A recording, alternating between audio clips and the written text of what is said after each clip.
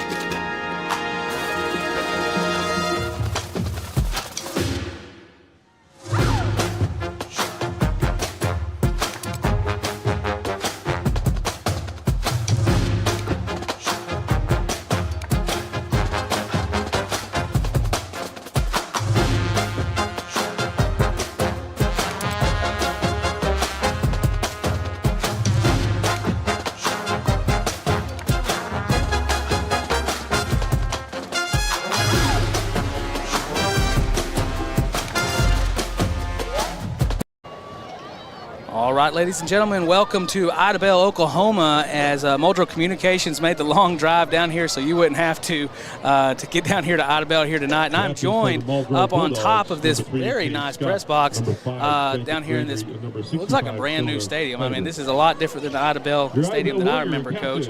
And we're here as the Muldrow Bulldogs take on the IDABEL Warriors tonight. And as for the captains for the team tonight, we have number 65, and that is Jonah Claiborne.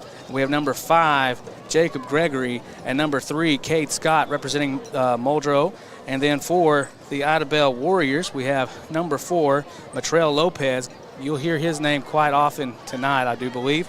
And number 6, Raven Larry, a senior, 6 foot, 185. And so I'm joined here. Coach Farney couldn't make it tonight, but we've got a solid stand-in right here, and that is our Coach Ryan. And Coach Ryan, happy to have you up here tonight. I'm glad to be here. I'm glad to be anywhere. Hey, which way did you come down, Coach? Did you go through the mountains or McAllister? Which way did you we went through the mountains. Through the mountains. Oh, my goodness. By 3 sticks and on down. 3 sticks and on down. Well, I'll tell you what, it's going to be an interesting game here tonight. Of course, it's been a great season so far. Of course, we had a nail-biter last week, with Shakota and homecoming game. But tonight is IDABEL's homecoming game. And they took their first loss of the season last week to Stigler in a double overtime game with a pitchback pass, putting it into the end zone. And then they went for the 2-point conversion to win it all for their homecoming. And a very interesting game. You can go check it out on YouTube too. But I'll tell you what, they're going to be fired up here tonight. And, of course, they want to take out this homecoming game. Coach, I handed you the stat sheet. I don't know if you had a chance to take a look at it, but there's several numbers there I want you to take a look at. Number 1, we have Dixon. Let's see. Yeah, we have Mac Dixon. He's the he can play quarterback, running back, but he's a junior. Has 120 yards rushing. He's had 5 games, 20 carriers. Of course, we have Neil, and then, of course, we have Larry. They've been carrying the ball quite a bit for the IDABEL Warriors, and rushing game has been a big part of their game plan. You bet, and I bet you money, I hadn't seen them play, but I'm going to bet you they're fast. If you'll notice over on the fence over there, they've got a little signs on the fence, and one of them is talking about their track program. And I don't even know that they had a track down here when they won most of these state championships, but they've won 25 state championships and had 9 runners-ups in state in the track and field. So that's 34, either first and second. 25 of them are first. Now then, they've got a beautiful track and a new turf field. And they are a speedy bunch, I suspect. Yes. It's in the makeup down here. They can run, so that'll be definitely a challenge for us. Now we've been playing some good ball and had an exciting game. It just didn't go our way at the end the other night, but we're playing right there with them. It looks to me like there's one super team in the conference, or in the district, I should say, and that's Lincoln Christian. Yeah. And the rest of us, it's going to be who can beat who. As everybody has a loss except for Shakota and Lincoln Christian. So it's a dogfight, and a lot to be decided. But this will give you a chance to get up a step or possibly have to catch up a step. Oh, absolutely. And, of course, we hope that we have our track shoes on tonight on this turf. So, because there's going to be a lot of running, a lot of lateral running. Of course, number 4 is going to be one that you're going to have to watch a lot. He's coming in tonight with over 826 yards in rushing. And that is Lopez.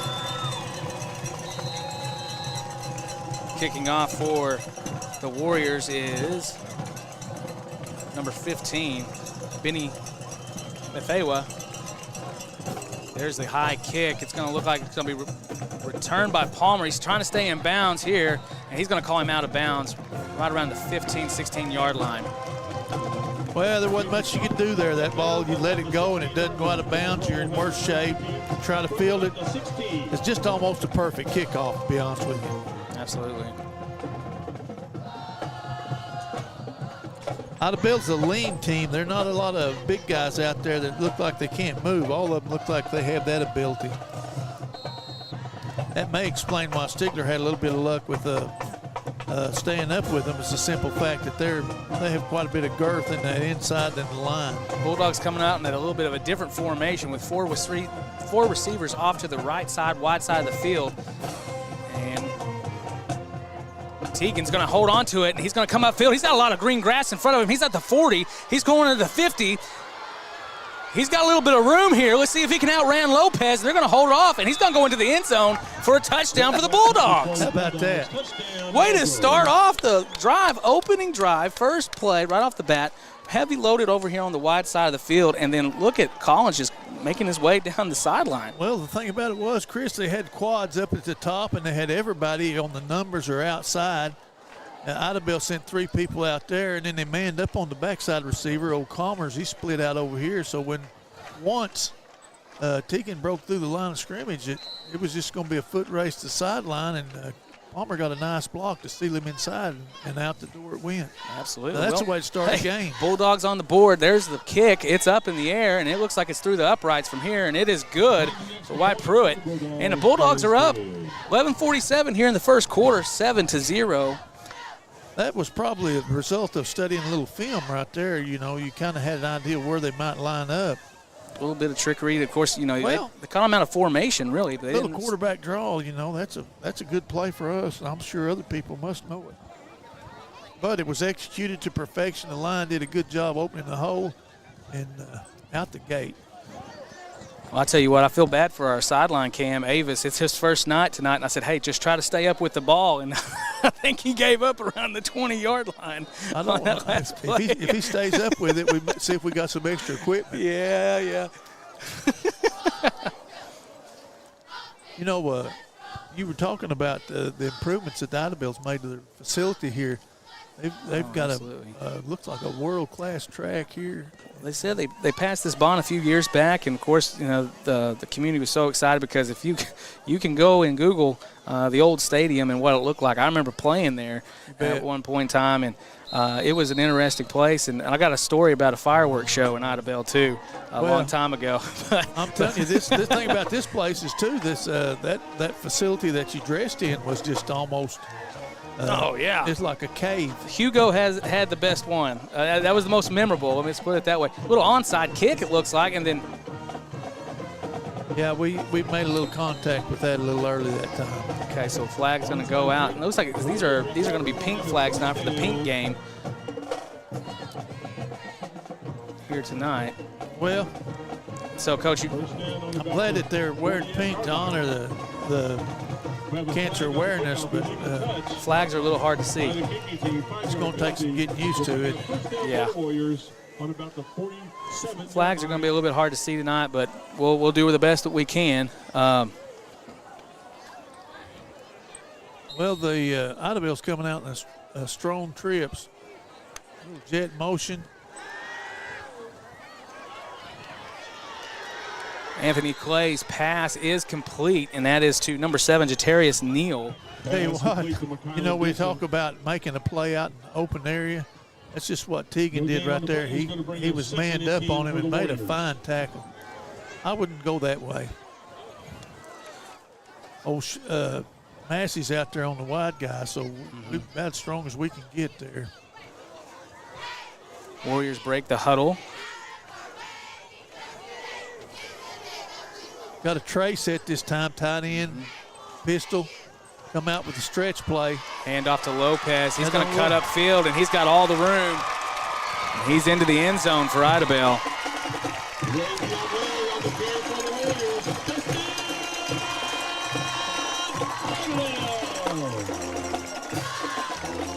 Too much TV down here. Well, almost thought we had a power failure there for a second, Coach. That was old stretch there, the outside zone play to the tight side. And the thing that I always worry about is when they get in, they move Teagan out of the middle of the field, that we're susceptible sometimes to that kind of a play. High kick, and it is through the uprights, and it is good for the Warriors. And it's all knotted up here, and man, really, we're just over a minute in play, Coach. We've got 2 touchdowns on the board. And so this could be, as you said, we've said it already a few times, a track meet out here tonight between these 2 teams. We're going to have to keep doing some good things offensively, that's for sure. Did you notice the speed that kid? Oh, my goodness. Well, they've got 3 D1 athletes from their homecoming. They were saying we got one, the defensive tackle, number 70. I think he is committed to go to Utah State. And then, of course, the one that you just saw right there, he's committed to Oklahoma State. And then there was another one, too. I didn't catch him. But we got 3 D1 prospects out here playing tonight in this senior class for IDABEL. Wow.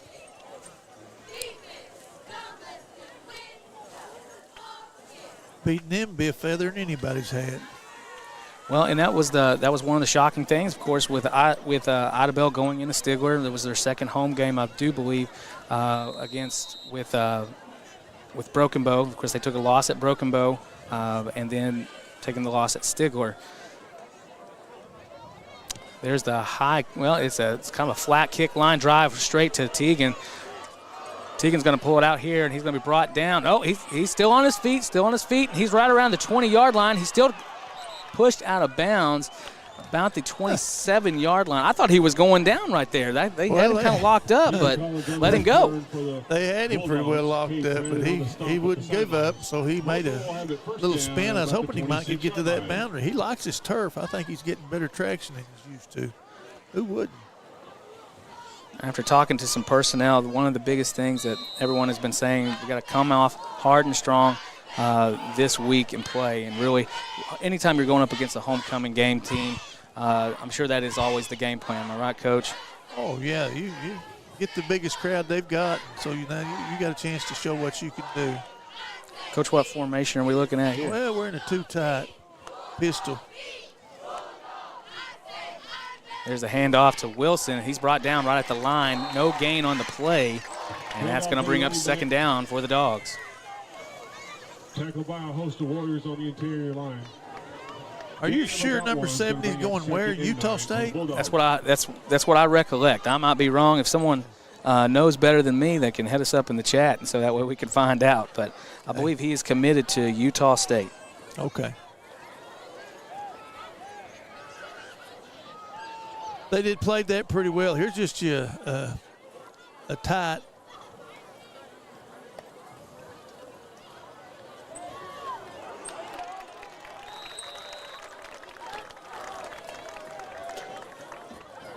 Well, we're probing the middle there, trying to see if we can maybe catch him keying on Teagan, but so far they seem to be waiting on it.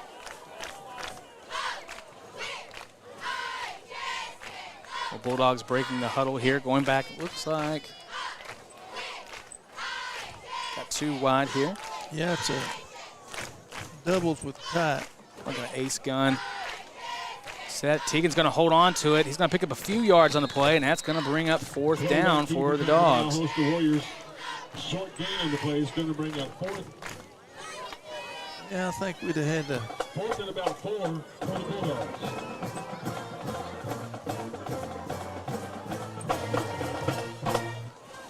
Well, there's not any activity as far as sending the punter out there, is there? No, it looks like the Bulldogs are going to go for it here in their own territory. I would suspect that maybe there's 2 or 3 things about that.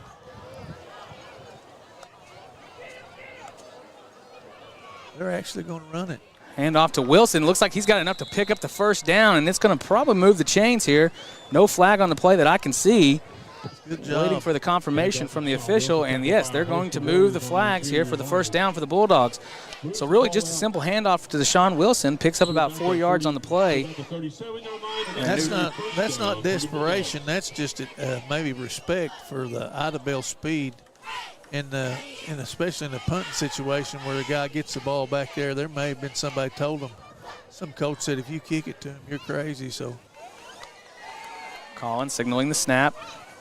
Rolls out, looking, got a man way downfield. He's going to have to make a move, makes a few guys trip over himself. He's still looking for a receiver to get open, makes a cut, and unable to even get back really to the line of scrimmage here. I think he might have traversed about 30 yards on that scramble, Coach, but it's going to be a loss.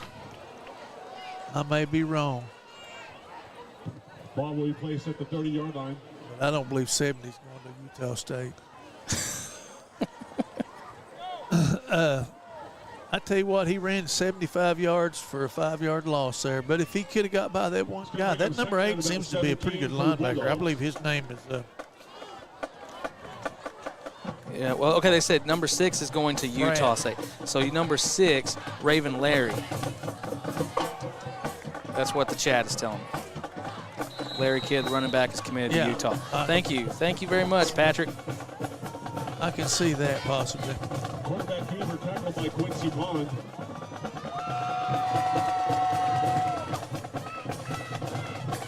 Ball will be placed on the 37. That will be 3rd and 10 for the Bulldogs. Well, we're back to where we started on this little series of downs. We got a first. It started with 1st and 10. Now we're finally back to 3rd and 10. Spend a little extra time in the huddle. We still got 15 seconds left. We got a little quad set here, quad tight. 5 seconds on the play clock. Collins signaling snap 3. Got trips off to the wide. Now he's looking, and he's going to be wrapped up and sacked for a loss for the Bulldogs, and that will bring up 4th down for the Bulldogs. Yeah, that's a little bit out of the... Coach, I imagine we're going for the punt here. I know we are, but I just don't want to punt it to that number. Is that... Yeah, that is their number 1 all-purpose yardage rushing. Matt Lopez there. He's back deep. If he's the guy that as fast as he looked over there, I don't know. No, it is he. And like I said, for his all-purpose yards, he has 826, and that is not including what he ran in that last touchdown right there. Flag on the play. Is he just going to call timeout? False start, illegal procedure against the Bulldogs. I'm not sure exactly what happened there. I thought that we lined up. The center didn't quite get on the ball or something. And then he stepped back, and turns out he was offsides, I guess. 32, is that our Scott is usually our long snapper, isn't he? Is Scott 32 tonight? No, he's number 3. Snap's going to be bobbled by Gregory. Low snap. He's going to be looking to just try to get this one off, and it's going to go out of bounds around maybe the 20-yard line. Who's number 32?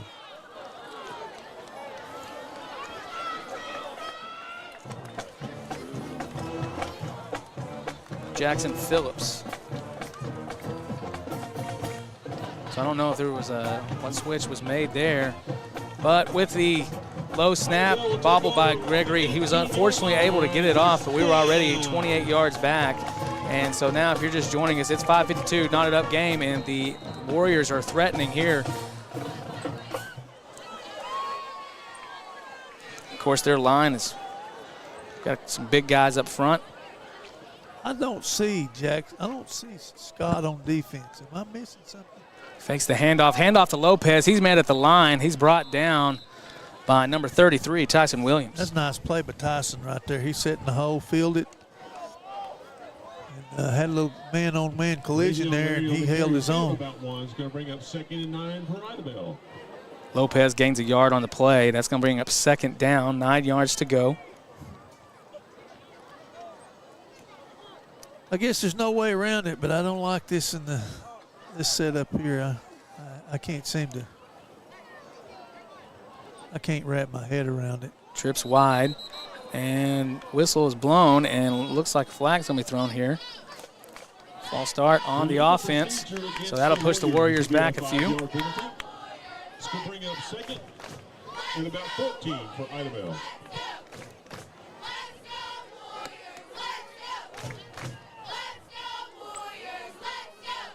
Well, it's starting to feel like fall out here, ain't it, Coach?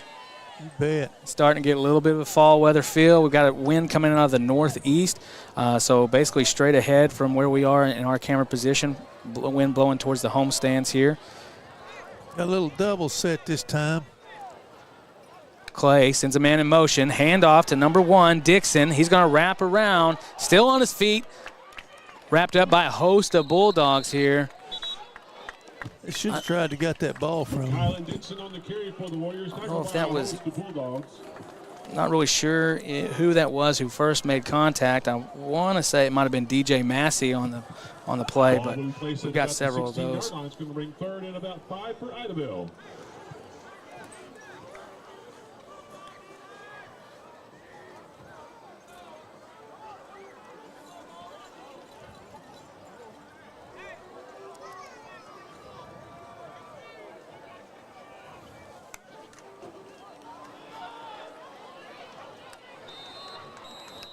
Bulldogs did another good job there, making it thick inside, making it hard to run. Correction, running back is Ravion Larry, so I've been...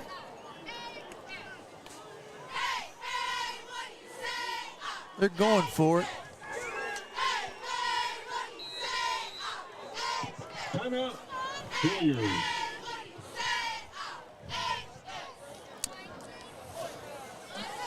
All right, well, with that timeout, we want to say thank you to all of our sponsors out there and for helping us make this broadcast possible. And, of course, a big thank you and shout-out to our students for all the work that they do here for Muldrow Communications. We've got a fresh set of them here tonight. Coach, we got some people in some new positions, learning some new things, but it wouldn't be possible without our sponsors, and we really do appreciate them. Rick's Tires there in Muldrow, we appreciate you, and Muldrow First Assembly, 427 Auto Sales, and Midland Motors. So go check out those sponsors. We do appreciate all that they do, and make sure that you hit that subscribe button. Any way that you can hit a like or subscribe to our channel helps us support great student-produced content just like this to bring that to Muldrow fans everywhere. I tell you what, a long trip like this IDABEL trip, and your mind, it crosses your mind, dependable transportation. Yeah, you got to think. Talking about, so those Midland Motors and oh yeah, Midland Motors, Rick's Tire, and all of them. Auto Sales. And that's number 4, Trail Lopez on the carry and the touchdown for the Warriors with 3:38 here in the first quarter. Coach, I'm still not used to that. No, I don't know. I think it's an unfair advantage.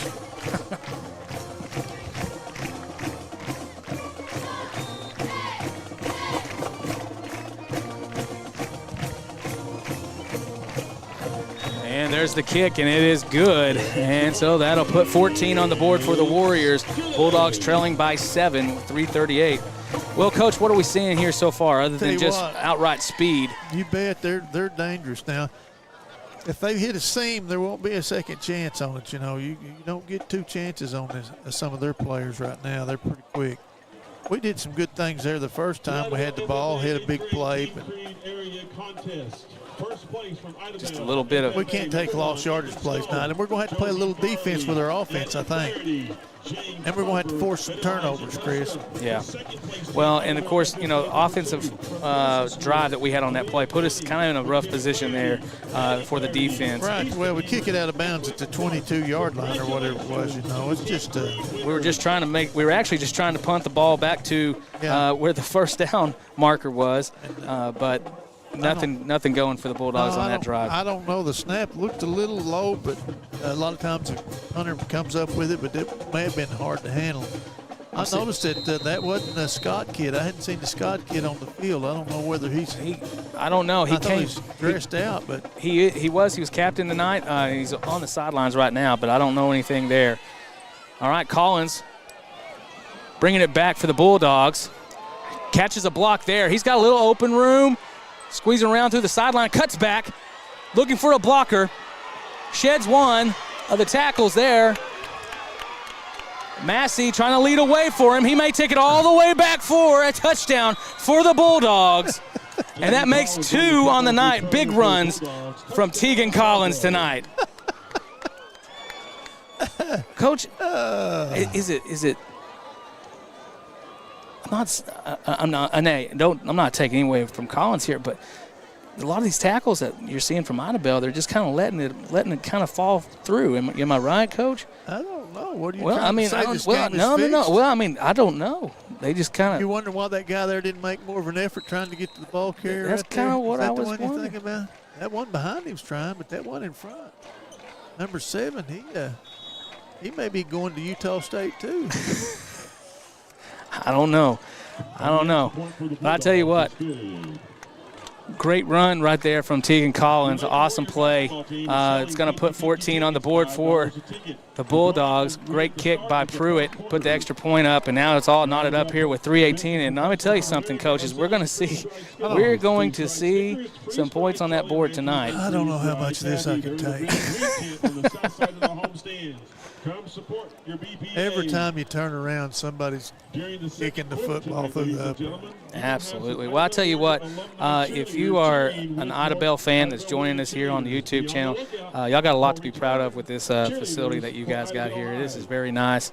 And we appreciate the hospitality that we have received from the IDABEL administration, helping us get up here, supplying us with some good electricity and good internet. So we want to make sure that we say thank you to them. Thank you to Coach Scott over here, and he's been awesome for us. head coach over here at IDABEL. He's been our liaison, helping us get here and get set up tonight. So we appreciate all that. Well, what do you think here, Chris? We're going to onside it again? I don't know if we're going to see us onside here, but I think so. See this number 7 over on this side? He's going to have to kick it 10 yards. It don't work unless he kicks it 10 yards. little pooch kick over, lands about the 40, and it's hit. Ball was on the ground for a second. Initial contact there was by Gabe Miller, number 6. That Miller is all the time doing that. That's his favorite thing in the world. Gabe is going through it just. He is. He likes kickoff.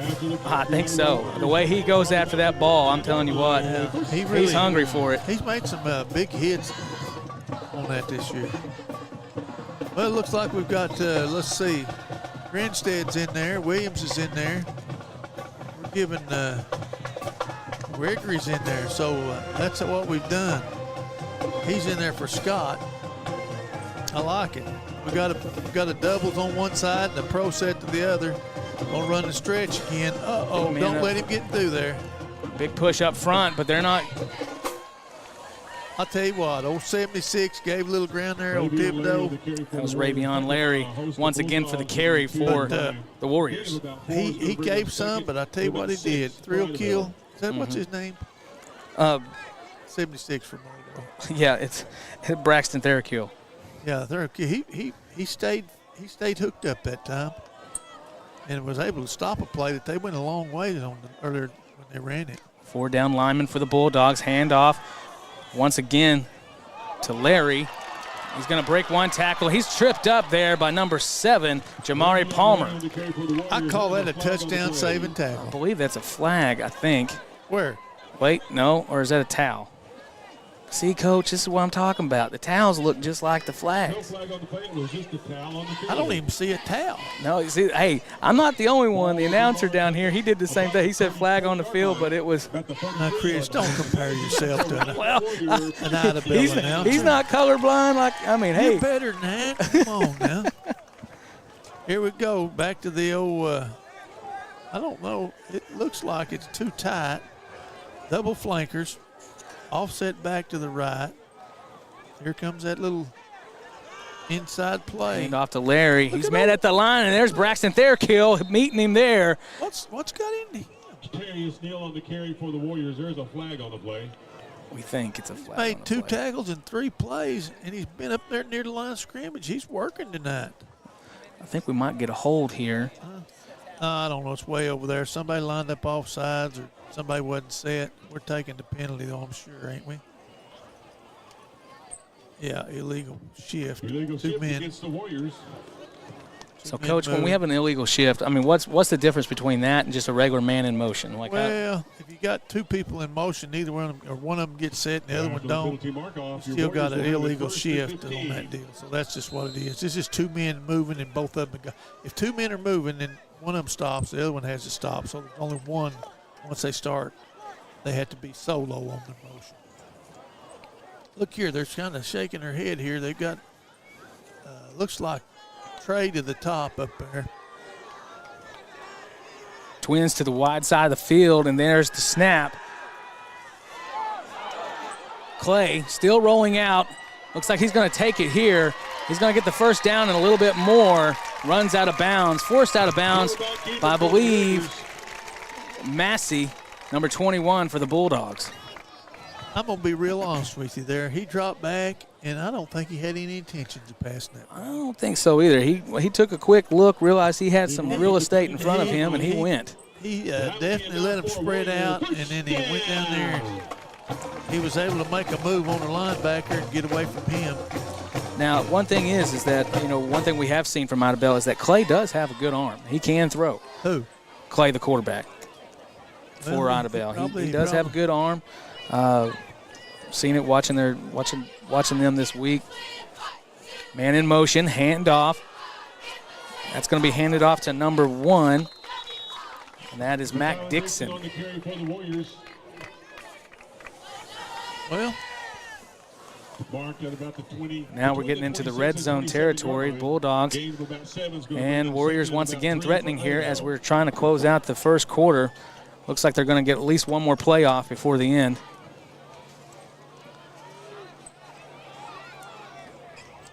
Maybe 2 touchdowns scored for this quarter's over. Oh, Lopez no. put in motion, and now the handoff. And that is number 4, Matrell Lopez, picks up a short gain.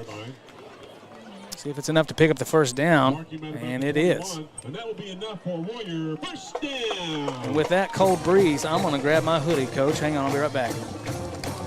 Sissy.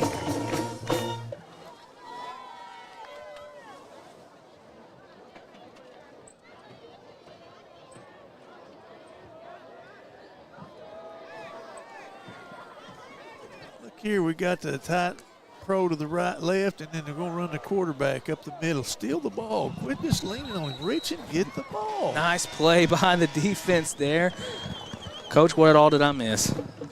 Well, after that cold breeze came through, they came up and faked a stretch play, and the quarterback kind of kept it and ran up inside.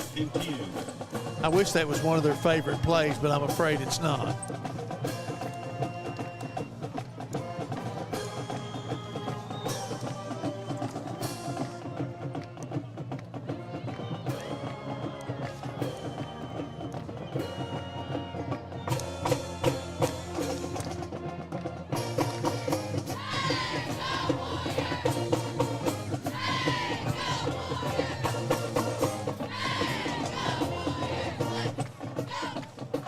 Well, that brings an end to the first quarter. Of course, if you're just joining us, there's been a lot of action here tonight. Both teams, looks like a fight in the phone booth is what I was saying last week, and we're seeing it here tonight. Both teams exchanging blows, and it's going to be 14-14 as we go into the second quarter. A lot of speed on the field, a lot of talent, and we're seeing it on full display here tonight between these two teams. So, Coach, you excited to be here tonight or what? Oh, you bet, Chris. I tell you, this game is going to be, we're going to have to keep scoring until we can figure out a way to create some turnovers. I don't know about stopping. They have such an edge and speed on us that we just need to make the best thing happen that we can when we do get a hold of them. Because there's going to be times when I'm not sure that we're going to get a hold of them. Yeah, it's going to be. No, we kind of made a full pole there. You always want to kind of go down and have your huddle on the end where you're going to be on. We've done that. Maybe it just kind of stretches them back out. I guess so. Maybe getting them loosened up. That's probably what it is. Well, ball marked just short of the 20-yard line. This was the old ace set, we used to call it. Clay dropping back, a little bit of pocket pressure here. And he's going to run up. He's brought down by number 22 for the Bulldogs, and that is Caden Grinstead. What about old 58 in there? He was, ain't that old? That's Braxton Miller. Miller getting on the action there. I guarantee you, he got in there and roughed him up or threw him down. It's going to be 3rd and 9. That's a good situation for us. I don't know that it makes them any difference. Let's see what the old pat behind the back is. I was wondering here. Looks like it's going to be a little flip, kind of a what we call a quick Tom setup, and then run stretch over that wave. Clay dropping back to pass. He's looking for a man open, and it's not there. He's going to throw it out of bounds. There ain't nobody over there. What is that? Pass is incomplete. I think coach on the sideline saying, "Hey, what about a grounding or anything? Was there anybody even there?" That's going to bring up 4th down for the Warriors, and so the defense here trying to make a stop. I don't see them bringing a field goal unit out here, Coach, and so looks like they're going to go for it. 4th down, 9 yards to go, 15 seconds on the play clock. Well, game clock is stopped at 11:09. Trips to the wide side of the field. Clay getting the play. Signaling the snap, and whistle is blown. Delay of game. Delay of game on the Warriors. So that's going to push them back to delay of game against the Warriors. the 25-yard line. 5-yard penalty is going And to I'm not sure if that's still a field goal range, but they may just go ahead and go for it anyways. Well, I don't think they're going to try any field And if you goals. notice, ladies and gentlemen, that we kicker- And they got it. I know he looks good kicking. That's what I mean, that ball ended up like almost on the track side wherever he kicked it. I mean, that was impressive, but What do you think they're going to try to do here, Chris? trips wide. I'm going to say probably maybe a jet. Trips over here. Clay looking downfield, pass, and it's caught, and he steps out of bounds. Pass is complete to Mac Dixon, and that's going to be a first down in about a yard to go for the Warriors.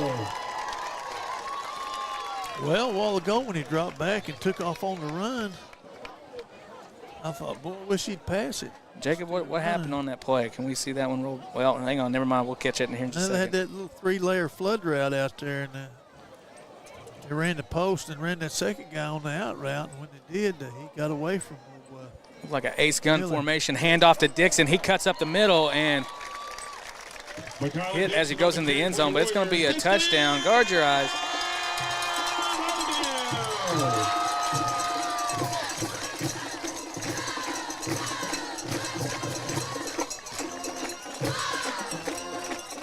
And a little bit of pyrotechnics there. I'll tell you what. And Coach, here's that play that set up this touchdown drive for the Warriors. Clay's pass over here to Dixon. Catches it, just able to get that 1 foot back in bounds and catches it right at the 2-yard line. And there's the extra point to put 21 on the board for the Warriors. Well, we missed an opportunity there when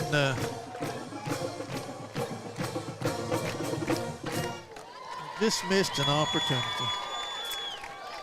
You get them in 4th and 14. That's when you want to. Well, Coach, you said it last week, What? and I'm going to quote you on this one. So you said it last week. The one thing that we should take out of last week is that we had difficulty getting off the field on 3rd or 4th down.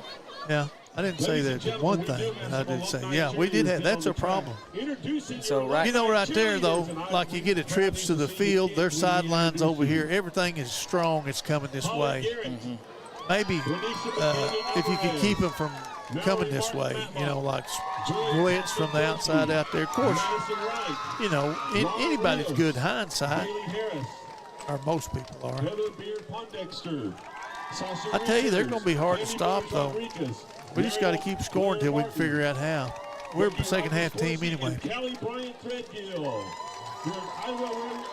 IDABEL did miss the point after. I'm sorry about that. Huh? Yeah, they called it no good.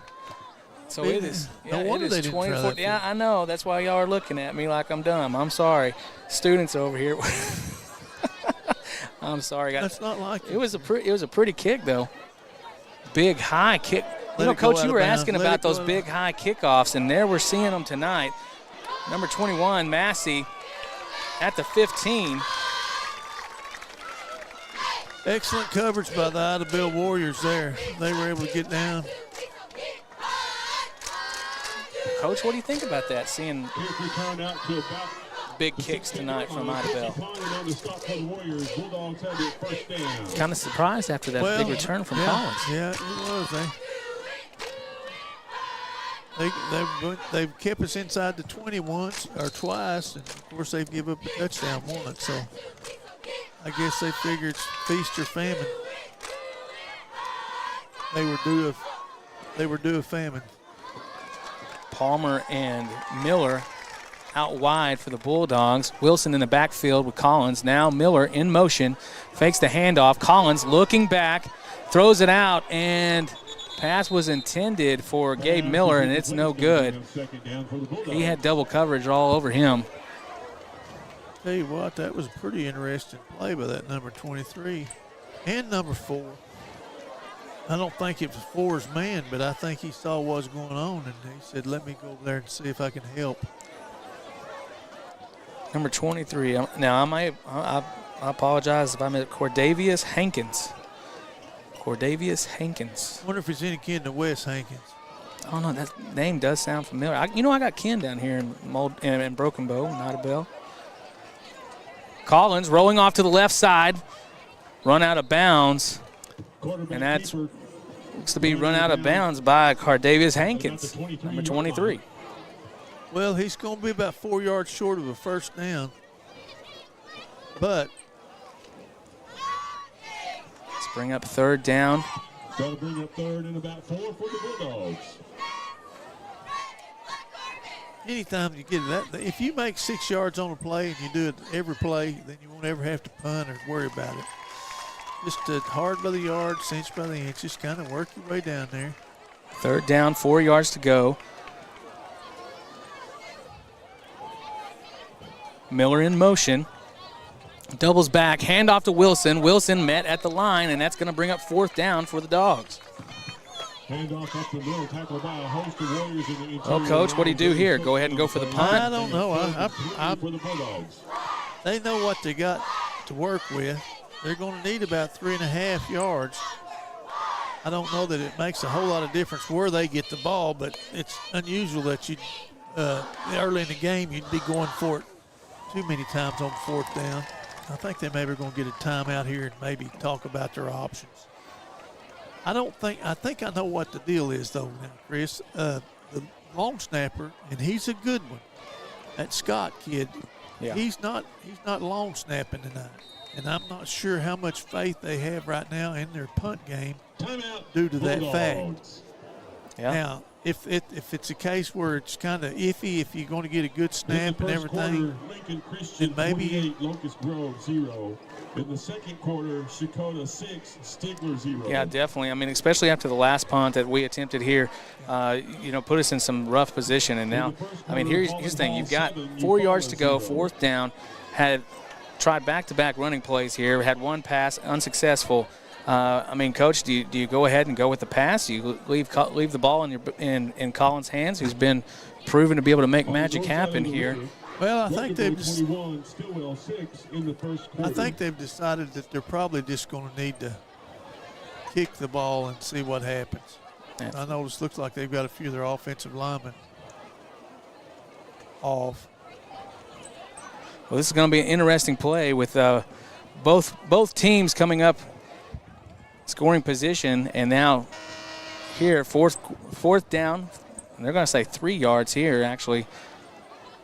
Yeah, fourth it's down, 3 yards. But I'm just telling you this, they've got to. And Coach, look at this. Looks like we're in a punt formation, but they don't have anyone back. That makes it worth trying then. And the punt is going to go out. Let's see where they mark it. It's going to be pretty close to 50-yard line, right on the 50-yard line. And so that's going to still give IDABEL some good field position, but. Oh God, he's going for a walk. Well, easy. That's why we probably didn't punt in the first place. IDABEL takes over on about the 42-yard line. First down. So from the original marker, we lost about 9 yards on the spot there. Well, so they got a geometrical way of doing it.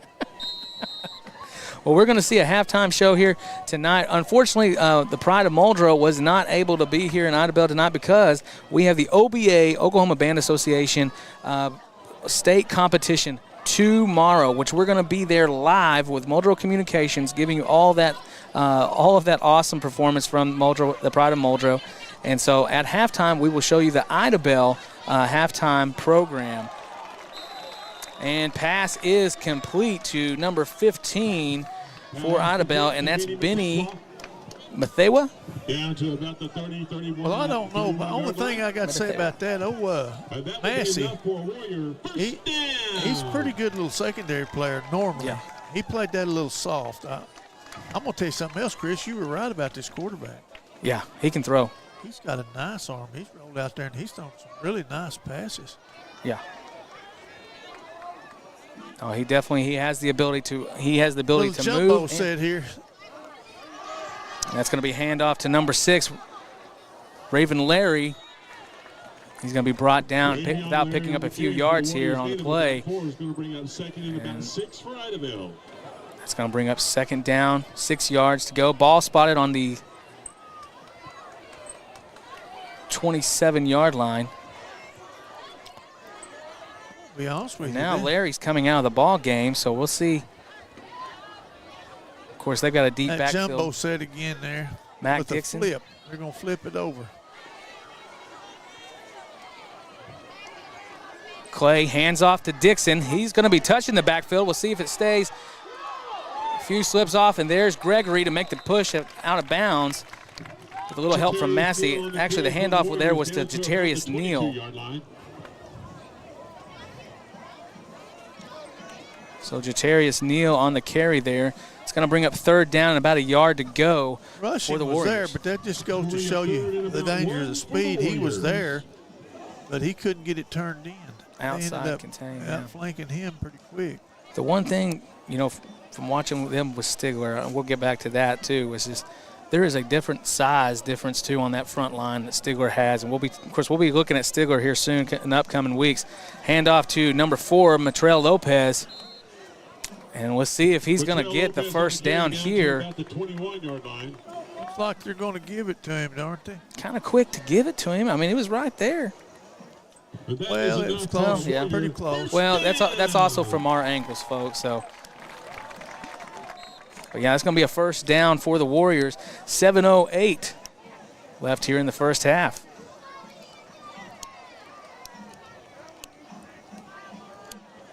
Well, the only thing about like signaling in plays and stuff like that, a lot of times when you get a lot of hand signals and stuff, the longer the hand signal, the more likely you got some sort of,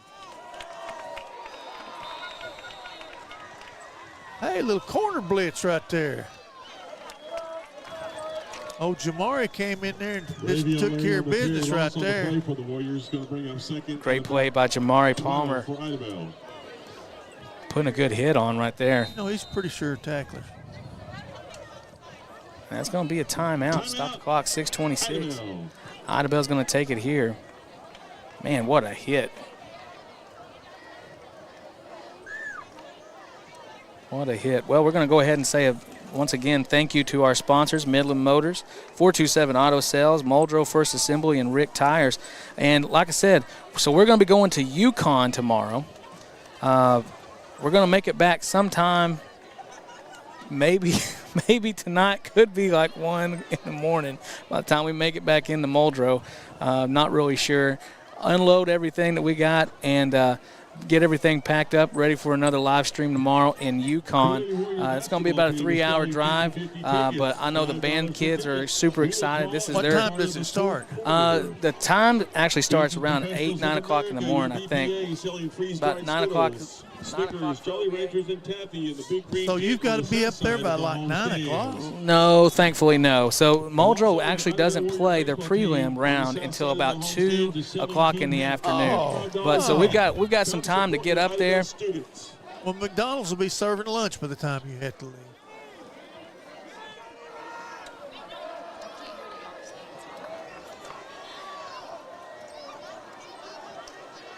Well, we got a little pro set there. They put that number 4 out to wide out. If he doesn't come back in motion, I'd be worried about a go route up there. Well, he's in motion. Clay stepping back, looking downfield. He's got a man, and he puts it there, and it's caught. Wow. And that is to Dixon, number 1. I'll be honest with you. That was pretty well covered. Yeah, he was able to thread the needle there. And that was an excellent pass, and that boy made a great catch because we were hammering at that thing. And look at him; he's kind of gummed up there even. Anthony Clay, the junior for IDABEL, quarterback. And we got a player down here. And is that Dixon down? Yeah, that's the kid that caught that pass. I know that. All right, well, he's down on the field here. And we're just going to go ahead and cut to ads just here for a moment. And we'll be right back.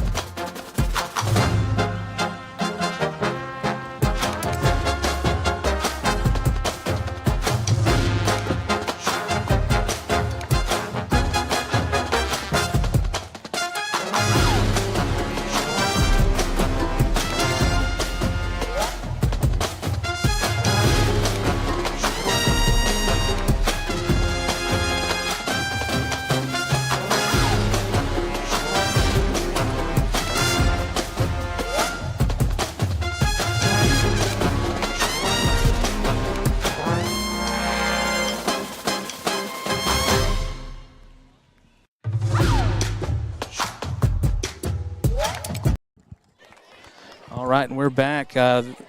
Injured player there was Mac Dixon, the receiver on the pass play. Looks like got the wind maybe knocked out of him, something like that, but he's back up on his feet. He's over the sidelines. He's looking good right now, and but he does have to come out of the game after removing his helmet and going down. So here we go. Clay in the backfield, man in motion, fakes the handoff, and now hands it off to, I believe that's number 7, Jatarius Neal for the Warriors. Oh, wait. Just barely made it. Just barely made it.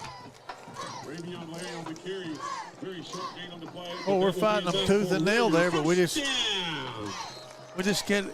Seem like we can't stop them from getting that necessary 10 yards to keep another drive, get another possession with the football there. Braxton Miller was on the tackle there in that last play.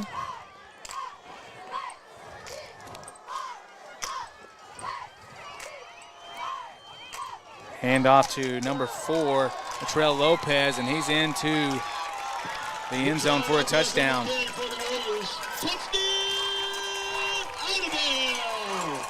Well, Coach, with that kind of speed coming around, making people miss, what can you do as on the defensive side out of the ball there? I mean, that's the thing. You know, that's a tough deal there. That kid made a fine run and kept his balance. He was being hit, spun, twisted, put his hand down and lunged into the end zone. What do you know, eh? Sometimes their effort's like as good as ours almost. Clay going for the 2-point conversion. He's got pressures in the backfield. He's going to throw it out of the back of the end zone. Good job there that time by Jacob Gregory. He was after him and didn't lose track of him either. Absolutely. Kept him under heat. We're going to have to be aggressive on the outside there, though, because he had a little space to put it in, and when he initially threw the ball, I thought, well, I believe he's going to make that pass too. But it didn't happen.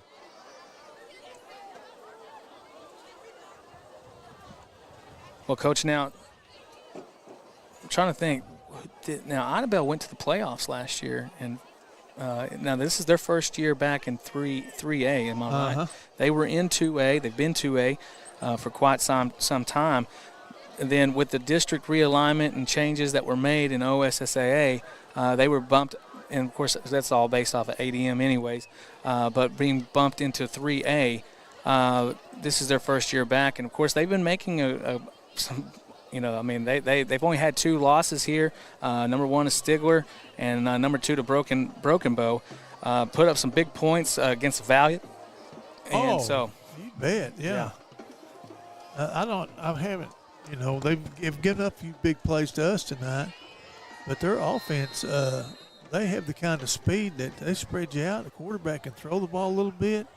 Now they're not making things much running up the middle, but off tackle.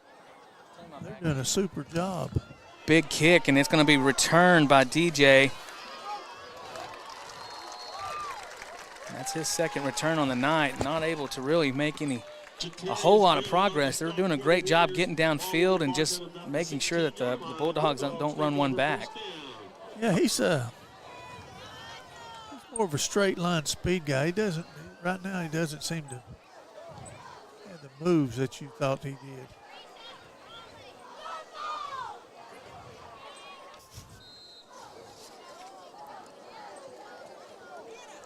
Got Parker Likens, Deshaun Wilson, and we got that quad set that you were talking about and what was successful on the first drive here for the Bulldogs. We're starting to see the quad set coming back on the wide side of the field.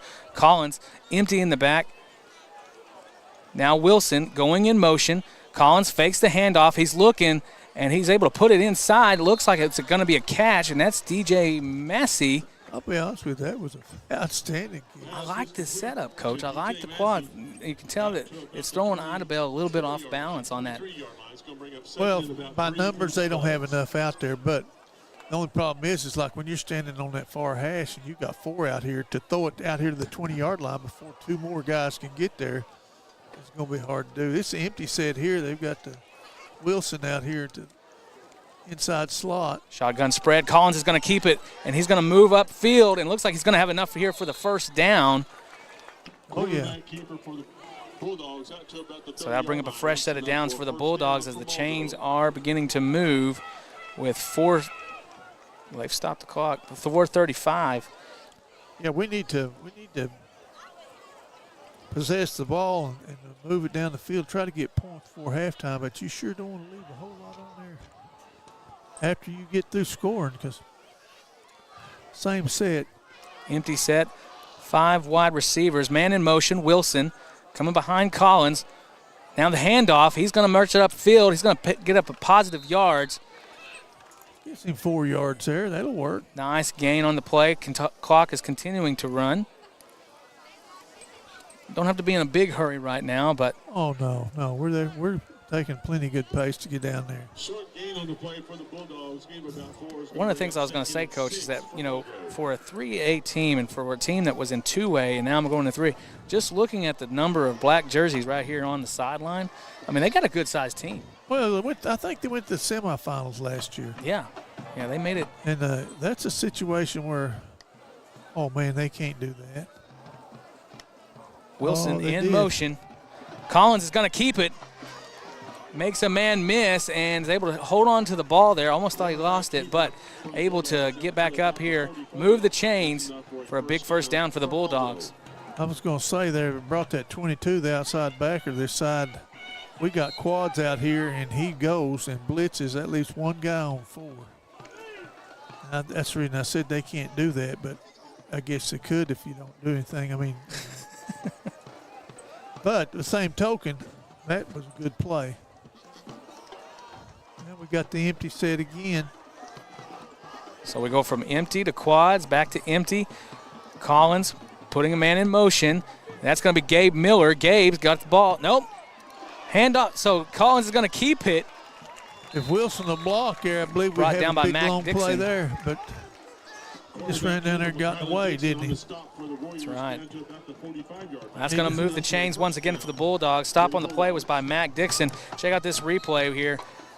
Just really a great job at disguising that handoff. Able to pick up those positive yards for the Bulldogs. Yeah, that was well executed, He tricked me. I tell you what, anytime you fake a handoff off of motion like that to an inside play, that takes some precision. Trips the short side. Handoff to Wilson. Wilson's got a man to beat on the outside. Looks like he does it. And he's going out of bounds and onto the track. I'm tired of talking about IDABEL speed. What about Wilson's speed? Definitely. He's done a great job for the Bulldogs. You see that? He took off and he outran number 2. I've seen number 2 do some stuff. Of course, coming into the ball game, Wilson looking at his all around. Let's say, I know. I 218. See, I had to do all this research this week because I usually have Farney here, and he's the notes man. I don't. Who are you talking about? Empty set. Collins looking downfield. There's Massey, and it's tipped. Massey was the intended He was open. He receiver. just needed a little more touch on it. Who's this Farney you keep bringing up? Coming into the ball game, of course, our leading rusher for the Bulldogs is Tegan Collins, but right behind him is Wilson with 410 yards rushing. His total on the year is at 608, averaging about 121 yards per game. Coming up with Collins, who's at 620 yards rushing and 234 in kickoff return. Well, guess what? He's had a night on the kickoff return here as well. We need to make some positive yardage on this because we'll be going for it if we don't get it. Collins dropping back, and he's going to be brought down by number 66. And that's going to be Chris Bledsoe, the junior from IDABEL, bringing down Tegan Collins for a big loss on the play. And that's going to bring up 4th down for the Bulldogs. That was a misfortunate thing to have happen there. It looked like the snap count. We snapped it, but nobody moved really but the quarterback. Yeah. And I don't know whether the center snapped it earlier or we didn't. Some communication wasn't what it needed to be. I would rather probably took an offsides rather than the sack like that. Put us in a bad way. Yeah, low snap once again, but this time Gregory's going to hang on to it. He's broken through. He may get the first down, He's at the marker. We're going to see what happens here.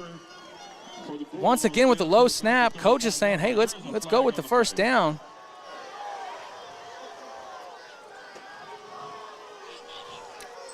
And I don't think they're going to give it to him, Coach. Let's look at the replay here, see if we get what? Roll that back again, Gregory. There we go. I mean, Jake.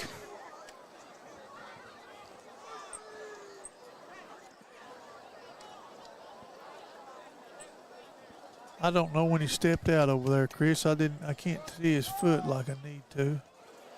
Well, Being okay, from so Muldrow, I'd say we didn't get the right call, but illegal procedure against the Bulldogs. Okay, so it's going to be illegal procedure against Muldrow on the play, and now, so they'll refuse that penalty, so yeah, they they get decline. the ball. So it's going to be a turnover on downs, and the Warriors will take over at the 36-yard line.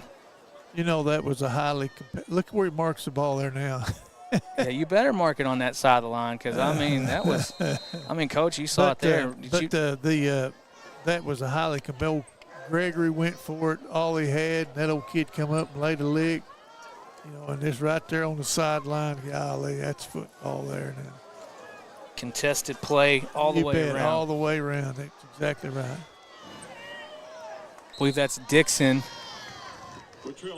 No, sorry, Latrell Lopez. Coach, I'm telling you, binoculars. Well, now there's 50 seconds left to go in the half, so here's the thing. You got this, that play is called stretch, so when you see that guy down there on the sideline doing like he's pulling out a slinky, that'd be stretch, and let's see, that'd be left, so probably some sort of, and then there's some more stuff on it there, so. So you're saying stretch? I'm saying it might be like a boot pass off of it. Handoff up the middle, brought down by Jacob Gregory, number 5 for the Bulldogs. In a way, you'd like to make them punt it where you maybe could try to block it for half, but I don't think they're going to run another play. Loss on the play. Brings up third down for the Warriors.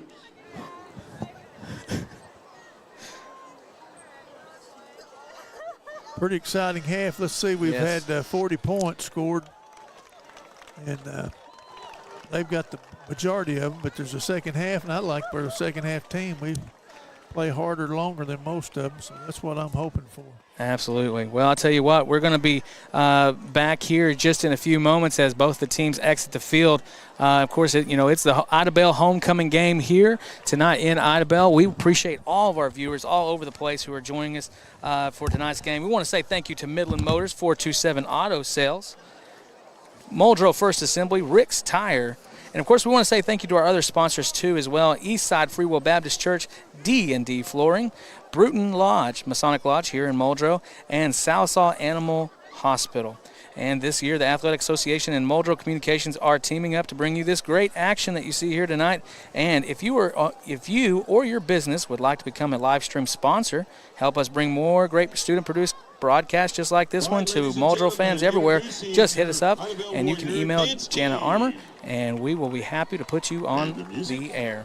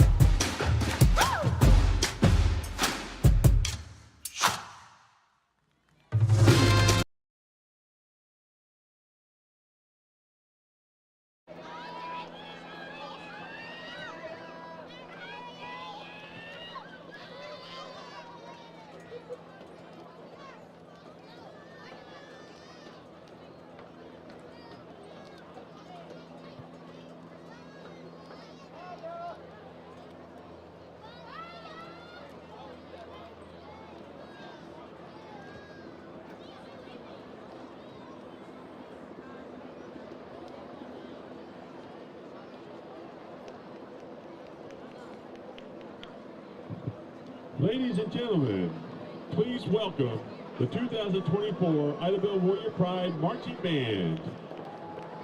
Tonight, the band is led on field by Drum Major Tyron Watson. The Assistant Drum Major is Amaya Jefferson, and the Color Guard Captains are Grace Gibson, Makila Pondexter, and Deja Green.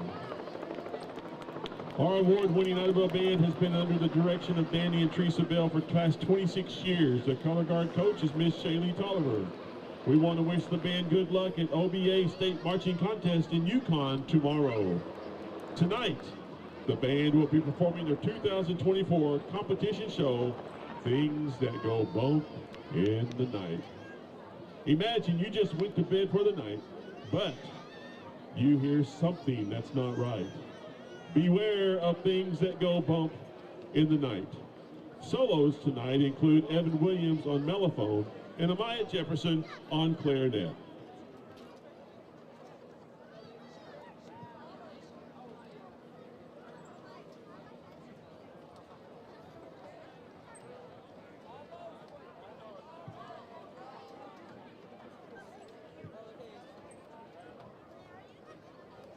You may begin your show.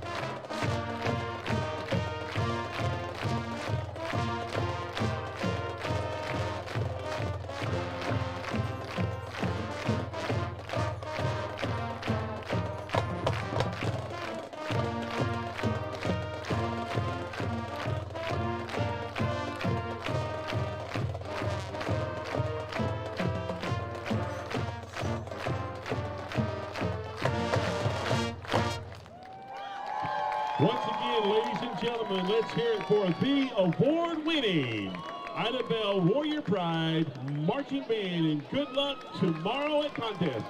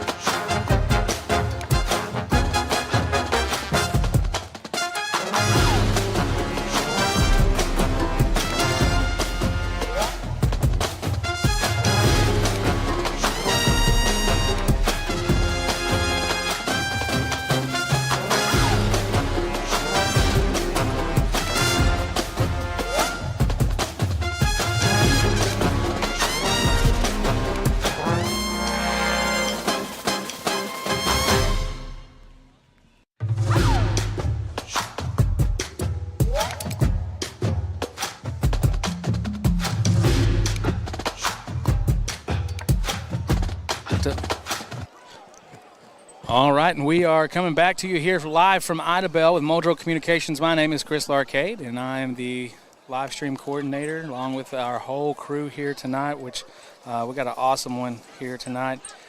We've got our We got Rylan Dean working our scoreboard for the first time. He's working our graphics and scoreboard. We got Avis Denny, our field camera operator. Michaela Hopping, our senior veteran leader here. Like she said, she's been here since the very beginning, the very first broadcast. And so Addison Qualls, and so they're both working our wide and tight cameras. Jacob Phelan, who is our replay operator, and of course my wife, Erin Larcade, my producer. And I'm joined here with Coach Ryan. And we want to thank you, our YouTube audience, for hitting everything up in the chat. We appreciate all the things that you're saying. And yes, we are going to be streaming that band competition tomorrow. So if you are an IDABEL fan and you're joining us tonight here on Muldrow Communications, welcome. And also, great halftime performance by the IDABEL, the pride of IDABEL, as they represented here tonight with their marching performance. And they will be also performing on the field tomorrow in Yukon in that 3A competition. And we hope to bring all that to you live tomorrow, live from Yukon, right here on this YouTube channel. So you can hit that like and subscribe button. And by hitting that subscribe button, what it does for you is it should give you a notification. Or if you're on a smart device like your television or anything like that, it makes it very, very easy, is that you just go to your YouTube app, you punch that thing, and as soon as we are live, it should go straight to your channel. You just have to click on our icon, and it'll take you right there to it and show that we are live. So we've had an exciting first half here. Points are on the board, and we got Bulldogs are 14, and of course the Warriors are 26, exchanging blows here in the first half. We've got a few scores from around the league. Seminole right now is losing to Perkins Tryon, and Seminole is undefeated this year. And, of course, I'm going to get some feedback from Coach here in a little bit. Lincoln Christian is on top of Locust Grove, 42-0. Anadarko is 18. Parcell is 28. Another one to be on the look for here is Holland Hall at Eufaula. And, of course, we have seen Eufaula with the big nail biter that we had in double overtime between Muldrow and Eufaula 2 weeks ago. Eufaula is losing right now 14-7 to Holland Hall, but that was tied up actually just right before the half. Cassia Hall is over Veneta right now, 35-0. Another one to be watching is Stigler and Shakota. Stigler, who beat IDABEL just here a while back. Shakota, who, of course, we had the late game heroics coming back from really way down deep and then able to bring in a fourth quarter charge, making a very tight game, losing by 3 just last weekend on our homecoming. So Shakota right now on top of Stigler, 19-0. And, of course, we have to look at the district leader and also right now the big leader in the 3A bracket, which is, well, where'd their score go? Lincoln Christian. Yeah, Lincoln Christian over Locust Grove, 42-0. So that's scores from around the state in 3A. And, of course, there's some hometown scores, and we can get to those later. And what we have coming up here, as I told the concession stand ladies as I was standing in line, is that we have a prestigious competition. So if you're new to our channel, that we go around and we taste test all of the popcorns in the concession stand. And the coach have a very, very detailed rating system on how to judge that popcorn.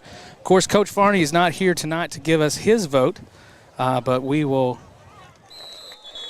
get with Coach Ryan, and I think he you bet. I'm glad to give a rating on this. I tell you what, as far as quantity, this is a large sack, so 10 on the quantity. The taste, it's buttery and perfectly salted. I'm going to give that a 10. The price is $3. 10? Oh, it's the best popcorn I've ever had. I'm hearing 10 and 10. Yeah, and Coach Farney's sure missing this popcorn because I guarantee he would have loved it. Flavor's good. Oh, man. You can hear the crisp right here, right at home. That is some movie theater style popcorn, I can tell you. Oh, right here, they got him wrapped up. He's dropped down around the 40-yard line. Dakota rushing on the tackle there, along with a few others with Jacob Gregory, bringing down number 6, and that is Raven Larry. I tell you what, though, rushing made a form tackle there. Now that was textbook. Grabbed him up, drove his feet. Stopped him for a 2-yard loss. 10s on the board for the popcorn.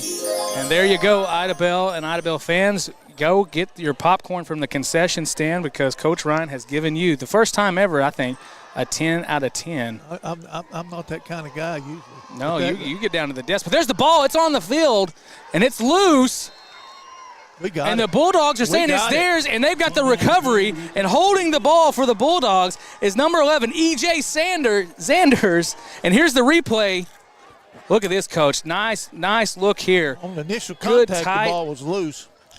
Forcing the ball out. And it was out right there on contact, and there is E.J. hopping right on it. Great camera work there, students. Good job. Golly, I'm proud of the kids. They've been trained well. Here we go back to the quad set to the right. It's the play we started the game off with. We're able to hit him with the quarterback draw. The numbers just aren't right out here. I don't know if they can do anything about it. So we got kind of a quad set, a little bit different look. And now Collins looking down deep. He's got a man, and that's DJ Massey. He's got the ball, and he's into the end zone for a touchdown. Holy moly. I tell you what, first place to half, we're money. First play of the game, we went 70. First play of the second half, we go 50. Great play there by EJ and Tegan Collins. What a throw. Let's look at that replay here. He got separation out there on the route. Was able to adjust and come up with it. It's gone out the gate. We'll take another look at that here in just a minute, but you know, I think that's something we can exploit later on this season. Cade Scott's coming out here to hold. Yeah. There's the snap. It's down, and someone might have got a hand on it, and it's no good. The extra point is no good. I don't know what happened. Whether No. the ball wasn't on the tee or maybe something happened. I don't believe they got a hand on it. I believe it was in the operations end of it. We're going to take another look at this instant replay here. Wide shot. Look at that catch there, but oh, man. I'll tell you what, they're not Beautiful play. they're not fail-proof in the secondary. No. I tell you what, everybody's susceptible to a perfectly thrown ball, though. That was great. That was a great play. Well, the Bulldogs are breaking out all the stops. They introduced a new formation, scored 2 times on it. Got the quad formation. It was working really well for the Bulldogs. Kind of just adds a little bit of a different variation to what they're already. And they had a kickoff a while ago where they tried a different kicker, faked it one way and kicked the other. So getting a few different things out there.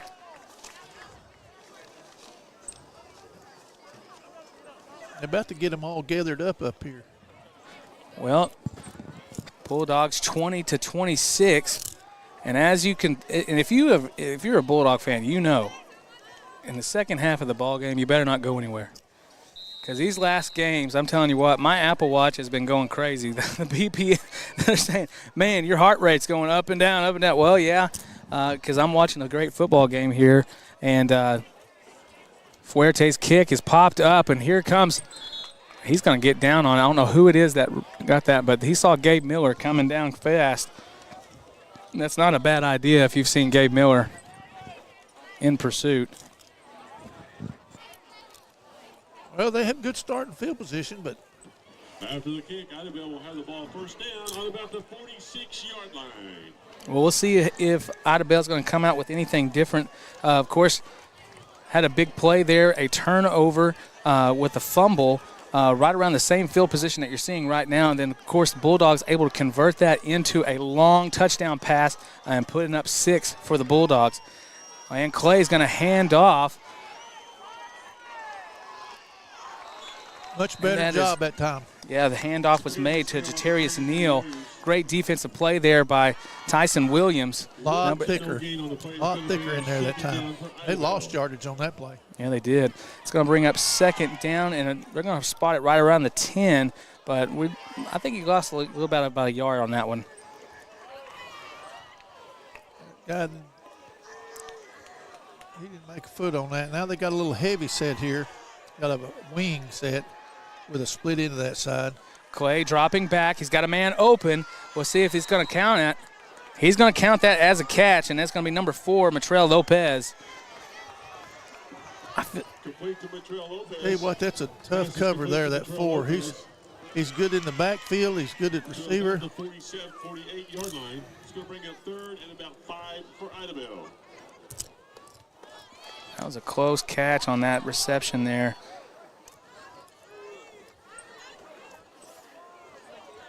Well, that's the thing about that pass. Without the umpire being behind the defense, there's really nobody that can see any better than the initial call. So that's going to be a handoff to number 4, Lopez.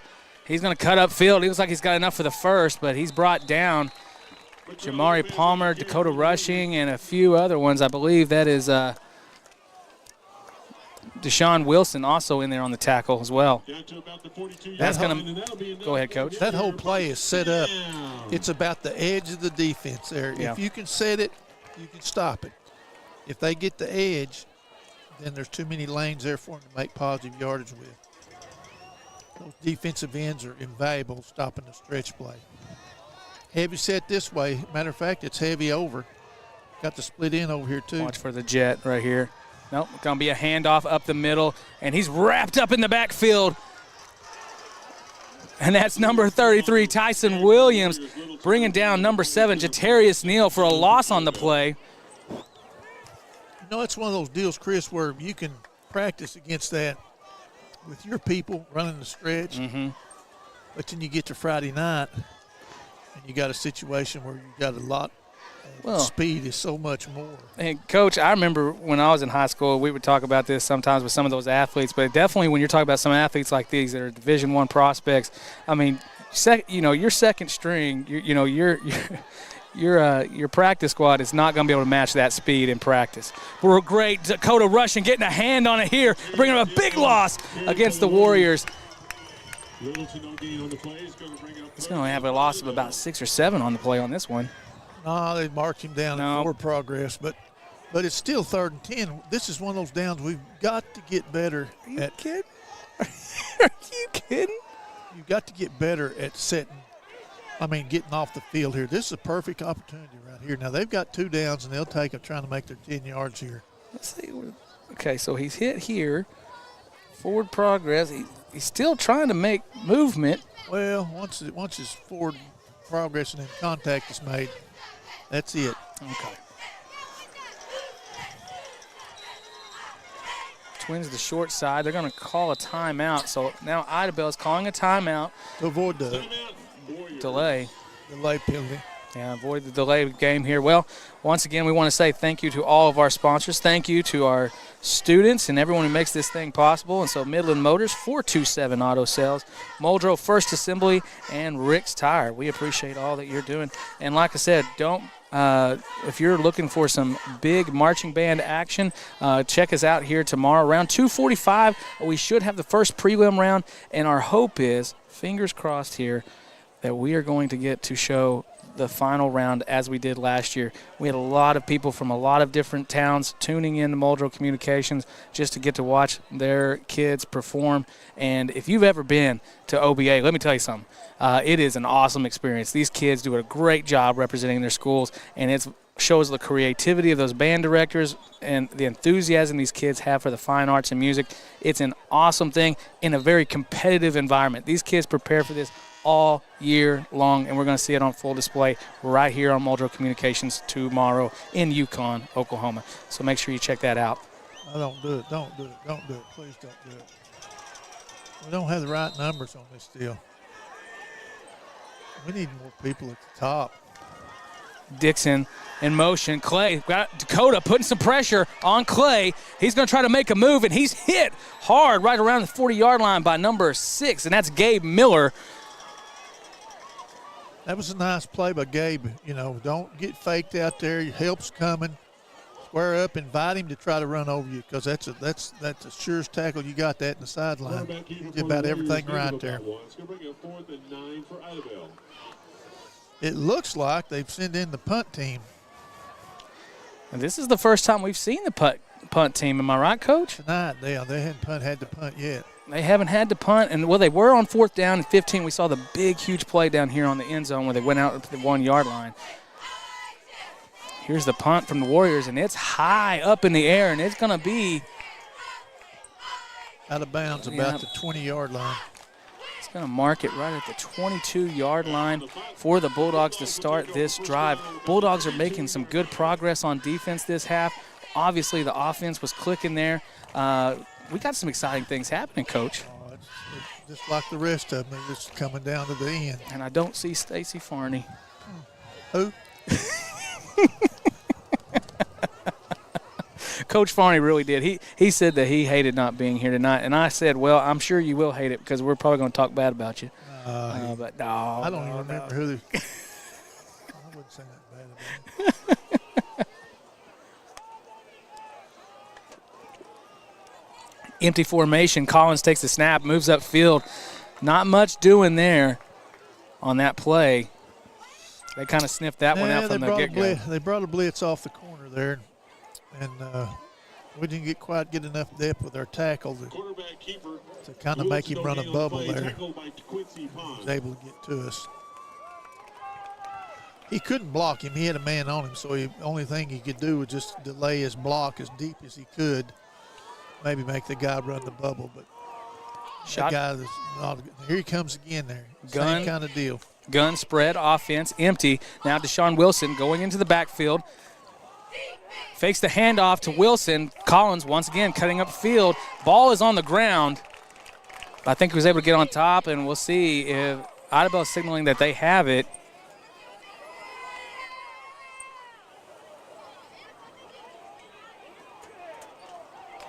And it appears that IDABEL has taken possession of the ball. See if we can get a look at that one here.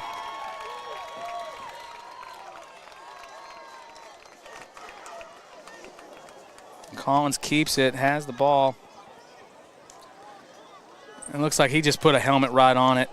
Looks like Collins did get on top of it, but, you know, once it goes to the ground like that, you never know what can happen at the bottom of a dog pile. You know, used to, this was a situation where the coaches would always tell their players sudden change, sudden change. In other words, there's been a turnover or something like that, and they try to go for a big play. Clay hands off to number 7. He's wrapped up Jatarius Neal. Well, they did a good job on the edge that time. They hemmed us in there, and they were out on the one-on-one with the cornerback.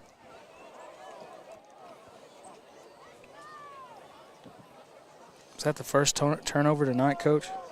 For us, yeah. We had a turnover on downs, but we have not. I think that was the first forced fumble that we've had tonight. And that's going to be a handoff to number 4, Lopez. He's going to be met in the backfield. And Jamari Palmer on the play there. Palmer and Gregory. I like our intensity right now. I like where we're coming in. You know, right here, let me tell you something. It would be easy right now for our defense to just let them all go through after a little bit of a disappointment, but this is not what's happened. We're seeing some great tenacity right here from the Bulldogs. 5:07 here in the third quarter. IDABEL's coming out. Got in their little wing set. Yeah, kind of a heavy set. Flags are down, and we're going to see if it's going to be called against the Bulldogs or if it'll go against the Bulldogs. Yep. And they're going to call Gabe Miller on that one. Yeah. That was a pretty good time for that. After the penalty, Markoff's going to bring up third. Do that. One for the Warriors. Because you send number 4 in motion across there, and it makes everybody a little nervous out on this right edge.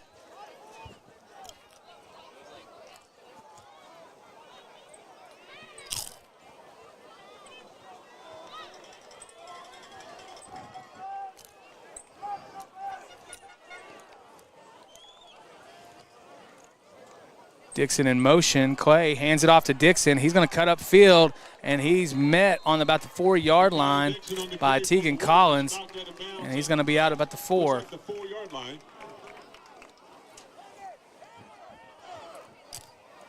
That's going to bring up second down and goal for the Warriors. Sorry, first down and goal.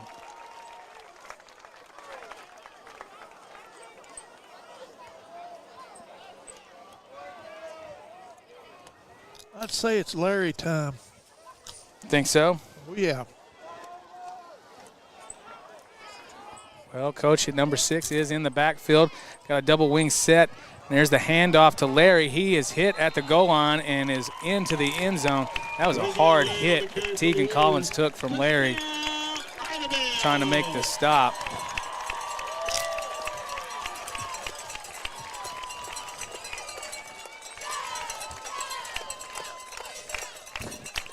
Coach, watch this right here.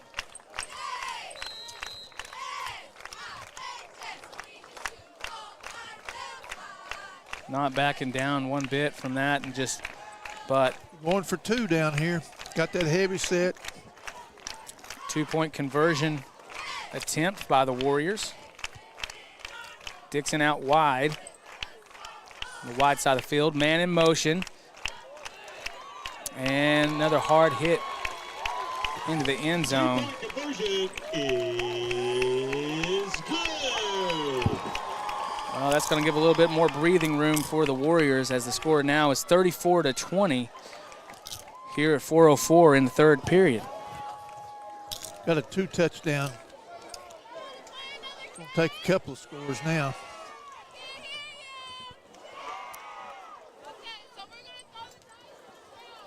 Well, you just got to keep fighting. You know, we forced them to punt, then we had a turnover, and they ended up getting the score out of it anyway, but we've been in situations like this before.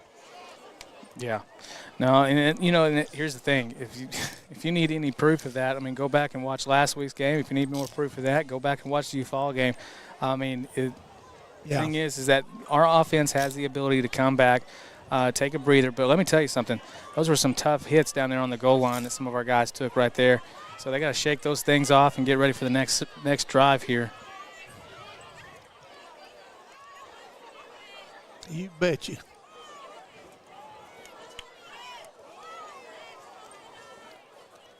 Gabe Miller walking around with, you know, he's always got his pads up. Like, I don't know what it is. His shirt's always tucked over the top of his pad. I think he likes it that way. Must be trying to bring back a style or something. His grandpa Mitch probably told him to do it. High kick. All right, let's see who got it. And Collins is going to receive. He's looking for a cutback lane here, and he's going to go out of bounds about the 37-yard line. We'll see where the spot actually is, but maybe the 36 as the Bulldogs take over here.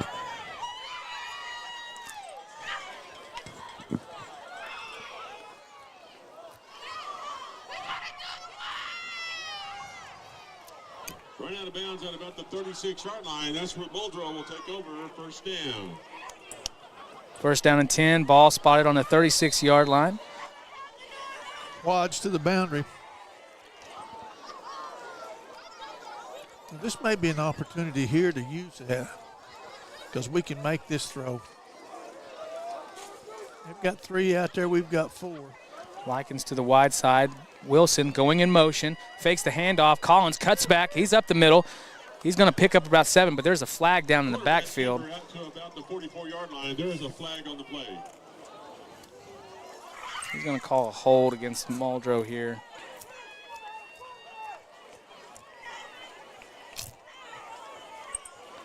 Bulldogs have been doing a really good job the last few games at really staying out of penalty trouble, and this kind of comes at an unfortunate time here.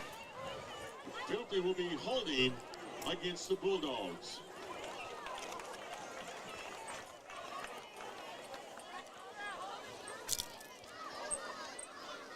That was way in the backfield. I don't know. Yeah, that was a back judge. After the penalty mark-off is going to bring up first. I mean, it was like We got to get across that 50. almost.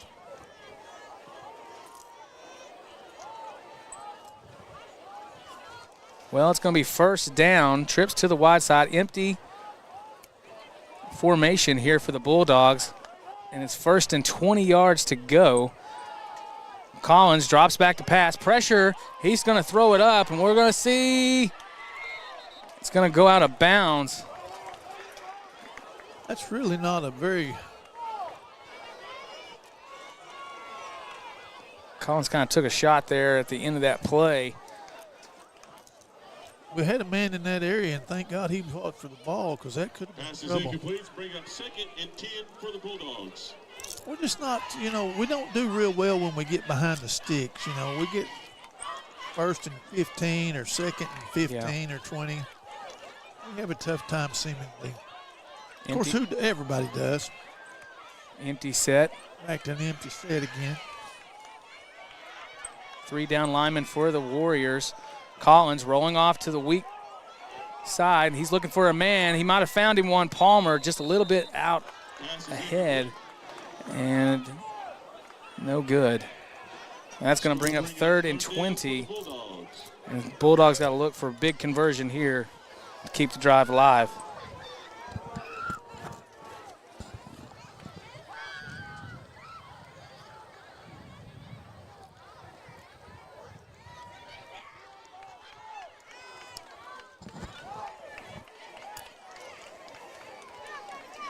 Well, Coach, who you got tomorrow? Texas or OU? Oh, I can't go against OU.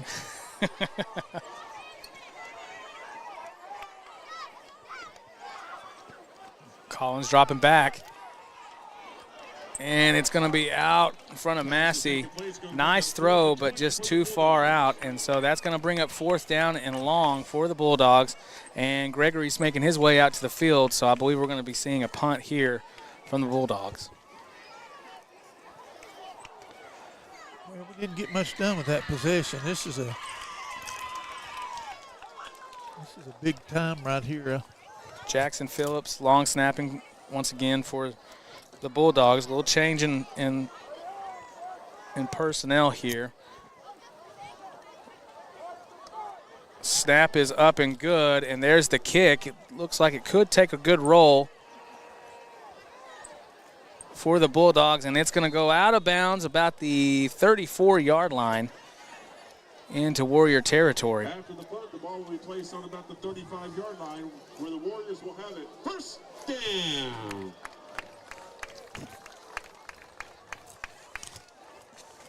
So, Coach, you got the Sooners tomorrow. I know a lot of us Oklahoma fans, we're definitely putting the horns down for tomorrow as always, but it's going to be a tough matchup, don't you think?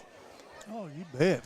I didn't say I thought they'd win. I just said I couldn't go against them. You can't go against them. You can't go against the Sooners, but tough matchup going on down in Dallas tomorrow. Of course, a lot of people are going to be watching that as always. We're almost there, I know. Well, and actually, I caught a lot of traffic. We went through McAllister. We didn't go through the mountains. But on the way down here, it was a lot of traffic around Eufaula on the construction. 2 out wide, and Clay's going to be dropping back. A little bit of pressure there. Massey trying to make a play on it. He was able to break it up. Pass was intended to number 4. And that's Matrell Lopez for Idabel. I'll tell you, now, great job looking back there. I mean this about old Massey. He has really, for high school, what I've seen in high school, he has exceptional ball skills. When you throw the ball up, he gets his hands on it. He can almost, he's picked off a few this year. Had 1 or 2 called back that he picked off, but he can do it.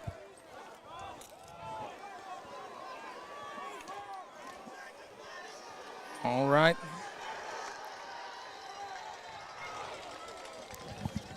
Bulldogs coming after him there now. Short loss. Actually loss of about 2 is going to bring up 3rd and 12 for Idabel.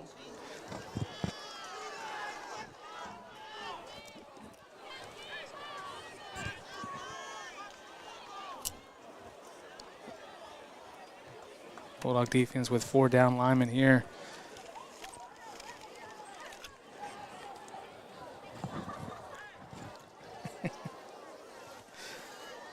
Still learning, Coach. They're in an overset now. 4 down linemen for the Bulldogs. Will a jet pass out to the side here to number 6. That's Larry on the reception for the Warriors. Larry on the reception.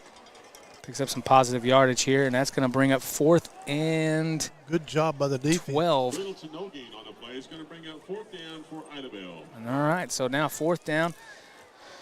Saw the punt last time when they were in this position, and it looks like they're going to go back to it, but don't put anything aside, they may run some trickery outside of this formation. Whoa, whoa, don't get any deeper than that. Whoa, whoa. Get up there where you can catch it. Tegan's around the 30-yard line.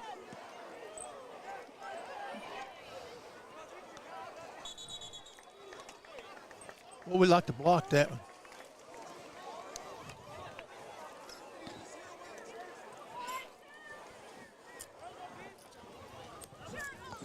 After the punt, the Bulldogs will take over at about the 29-yard line.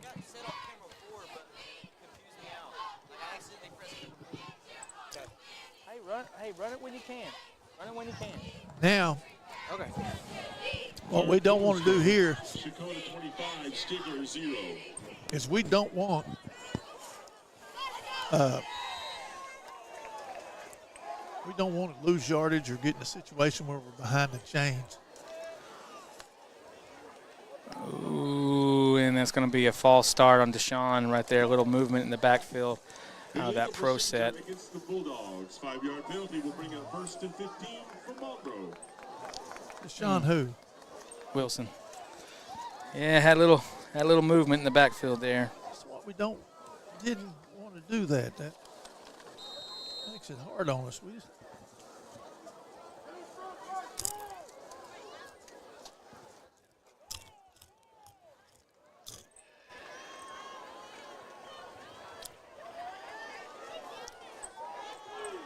they're pretty well just manned up. Wilson is a single back in the backfield. There's the snap. And Wilson up the field, and he's going to make a man miss. He's going to try to make up for that penalty there. He's going to get the first here, and he's going to roll out of the bounds about 45-yard line. Picks up a first down. Great run by Deshaun Wilson, especially after that little false start. And now I know why he was trying to get that little extra move in. He knew that there was an opening there. For a Bulldog first down.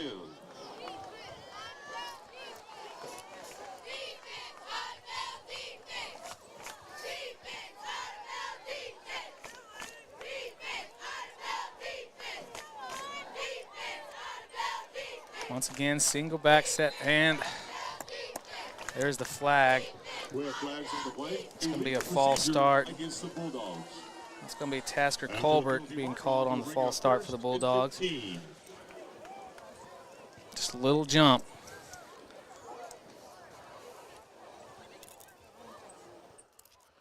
Well, Coach, I don't think the volume is that loud as far as crowd volume. We just kind of miscommunications, don't you think?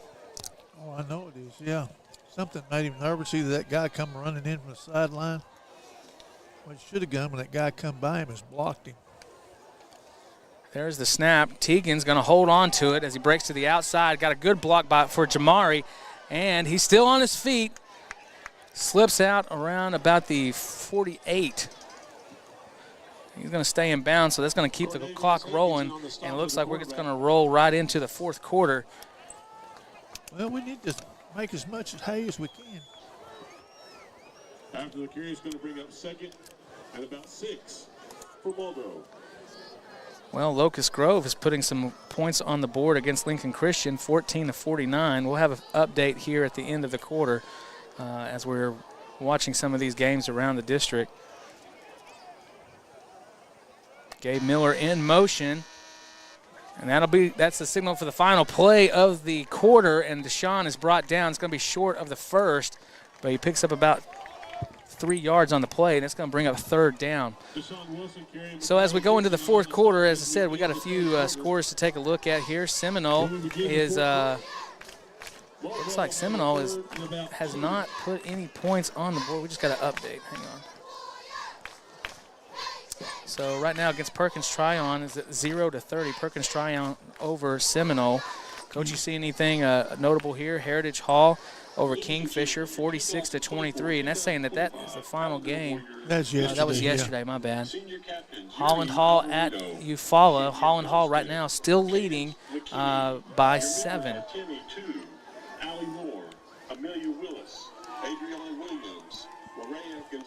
This thing is so tight. Yeah.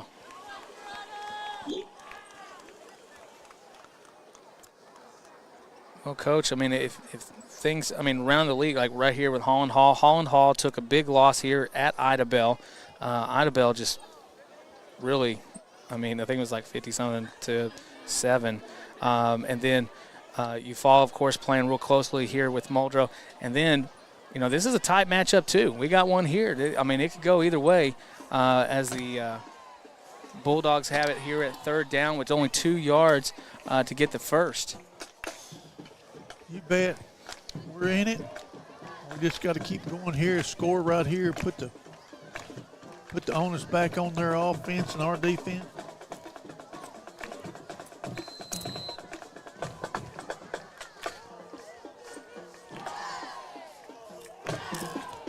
Trips to the wide side. Collins signals the snap. Hands off to Gregory. Gregory takes a hit in the backfield, but is able to stay on his feet. It looks like he may have enough to get the first down. Based off of the sideline spot here, I think we got enough to get the first. And there is the first down, so that will move the chains. Now, see, I know that official probably looking over there to see what that, but they ran the ball to this side. This is the guy that's got the mark, not the guy over there on the far side. But he wasn't going to mark it right to start with. That referee stepped in and said, hey, move it up. Ace formation, handoff. Once again to Gregory. He's making some headway here. Makes up about 6 yards on the play before he's being brought down. 11:24 here in the fourth quarter. Brought down by number 2 for IDABEL, and that is Crew Corsi Jr. from IDABEL.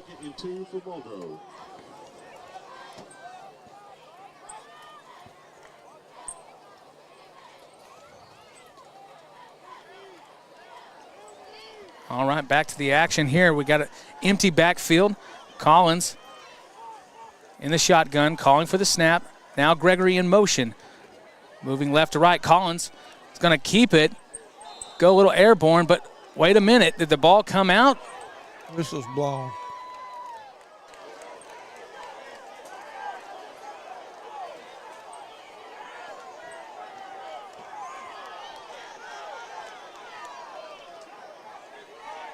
Teagan's limping right here, too.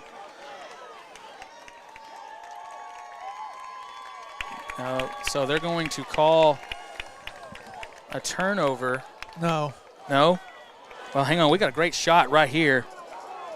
Down by contact on the ground. Show that again.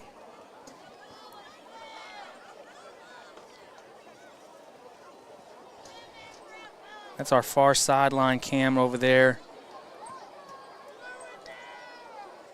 Coach, what is your call on that one? He's down. The whistle blew. Inadvertent whistle, whatever you want to call it, but it's over.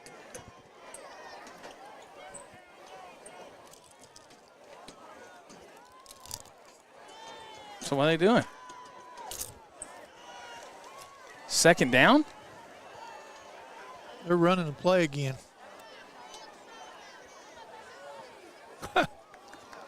Coach, when does that happen? I mean, I'm just saying, I don't know if I've seen it since we've been doing this. Okay, so it's second down. Well, what's supposed to happen on that? I guess I don't really know. Palmer in motion. Here's the snap, handoff. No, Collins is going to keep it. Move upfield, almost a repeat of the last play, and let's see if they're going to give it to him this time. Yep, that's going to move the chains. First down for the Bulldogs. And of course, if that last play would have stood, I believe he would have had the first down too. Oh, yeah. Yeah, it's first down. It's just meant to be. I like this right here. Ball will be placed at the 36-yard line. I don't like that right there. They just broke the huddle. Well, I don't like this guy being so far out there. Heck. DJ Massey out wide now. We got a man in motion here. And then it's going to be a fake handoff to Gregory. Now here comes Collins, and he shakes one tackle, and he is brought down by number 70. And that was a hard hit on the turf by Marquis Townsend. Great fake there. Collins cutting up field, able to shake off the first tackle there by Lopez. So injury on the field there. They've got one of their players. Looks like he's cramping. But that'd be premature. I'm not a doctor. Well, Coach, you were kind of making a comment there at we had a great shot of that, basically the play with Collins. But now all of a sudden play didn't count. We replay that down. How often does that happen? I mean, is that? Well, inadvertent whistle's what the deal was. You heard the whistle blow, and the ball is dead there when the whistle blows. Now, they said that they blew the ball dead when it was still loose, so it would be unfair to give it to one team, and it would be unfair not to penalize the other one for fumbling it. So they just said replay the down, which I guess that's pretty good, really. That's better than what I've seen down at IDABEL before in my lifetime. One time, Coach Jones, I think we had they run 2 turnovers back against us, Coach Rich Jones. When he was out about that 50, and they picked off a flat route, and when they did, they just run behind him. And he was in between the ball and the field, and the ball went back behind him. And, well, Coach, I haven't even got a chance to ask. Do you have any memories from some games from down here in IDABEL? Lots of them. Yeah, old Shane Copeland, I can remember him running outside veer with split back veer and scoring down there and winning 21-14. I remember that game there we ended up losing, but the next year we won. But some big battles down here. Gregory in motion and hand off to Gregory going upfield, and he's still on his feet, getting a forward push all the way down to the 11-yard line for the Bulldogs. That was a nice job by our offensive lineman. You watch college football and pro football, that back gets stopped, kind of stood up. They don't let them turn him over. They get in behind, and they push that pile. And that's just what happened there. I'd say 4 of those yards were linemen carried.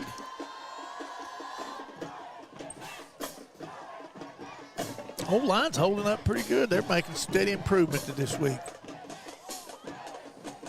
Trips to the left side. Collins, Gregory in the backfield. Now Palmer in the motion.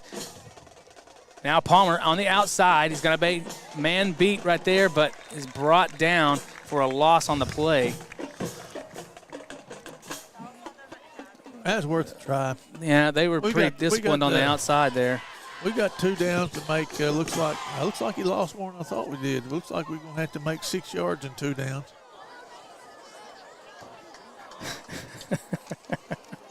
Salisaw Communications. After the carry, Muldrow will have a 3rd down and about 6. Yeah, we see you in the chat.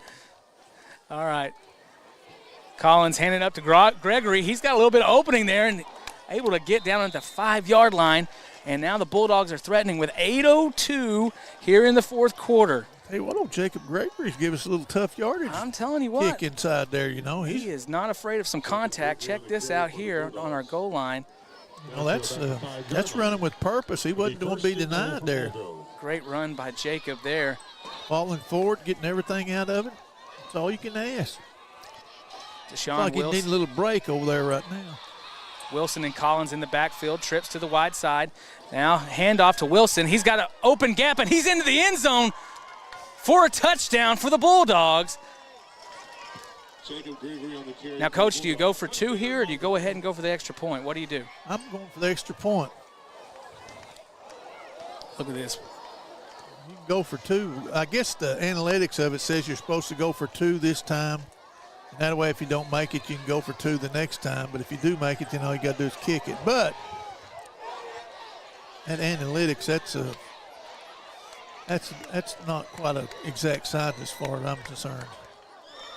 Pruitt gets it up, and it's good after the failed attempt. I was going to say, is we going to get a call here? Yeah, they roughed him. So a flag is down, roughing the kicker, and Pruitt's helmet came off on that hit too. Well, that'd just be extra. He's not going to take it on the kickoff. Ooh. Oh my gosh! I guess that's a good idea. If you was going to go for 2, though, you'd get like a yard and a half on it. But now, I tell you what, it'd benefit us more to move up to the 45 of theirs to try that onside kick, I think. Well, we haven't seen any kick really have any great distance from the Bulldogs tonight. Keeping it shallow, of course. I mean, who do you got in the backfield? I mean, you've got some D1 prospects in that backfield for IDABEL just waiting on that return. And so playing it short has been the name of the game on the kickoff. Well, with 27-34, only 7 points separate these two at 7:38 here in the fourth quarter. And I tell you what, I don't think you can really go anywhere right now. I mean, I don't know of anything that would be that important for you to leave a game like this. Do you think, Coach? Oh, yeah, emergency. Well, yeah, that would be it. But outside of an emergency, you got raccoons in your chicken house, things like that. You know, you're going to have to go. Last night I woke up, I went over to my sliding glass door, and I looked out there toward my chicken houses, and there was 2 big fat raccoons. I thought they looked like they made a chicken apiece. oh man! But I got up this morning, and I don't know. They had. Did they get into the corn and the feed? I don't know what they did. They didn't get any chickens though yet.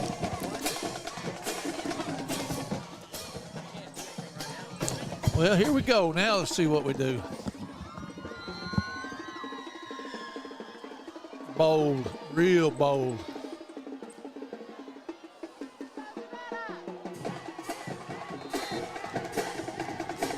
Look at him, Pruitt jumping on the pile. Yeah. Out to about the 20-yard line. There is a flag on the play. Well, it can't be on us, can it?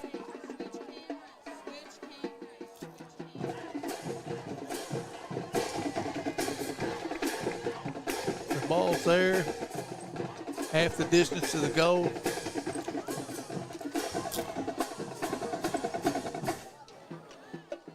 This is all you could ask right here. We just scored, cut it to a 1-score game.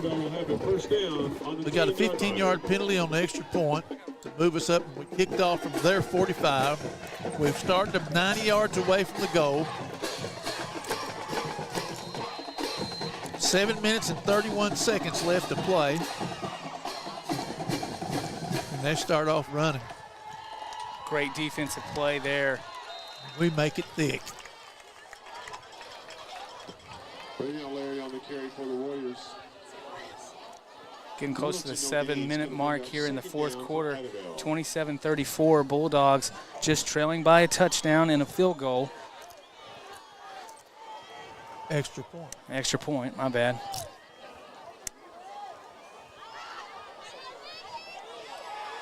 Warriors taking their time, 15 seconds on the play clock. A little heavy set away from the Twins. Midfield handoff to Dixon. Dixon's looking for some room here. Looks like he's going to get upfield, but going to come up short of. Yeah, they're going to mark him short there. As a linebacker, you've got to commit on that. You've got to go get it. Third down, 1 yard to go to convert. Spotted on the 19-yard line.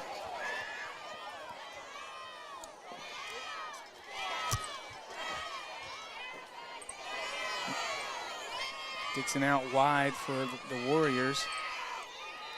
And there's the flag. And did they draw us or did they jump? Flags on the play, offsides against the Bulldogs. After the penalty mark off, that'll be a first down, IDABEL. Well, Coach. We're all right. 6 minutes. We'll let them take a couple more minutes off so when we score and get goal for 2 that they don't have time to do anything. Penalty also stops. Which it had to be a very short bound of time for them not to be able to do anything.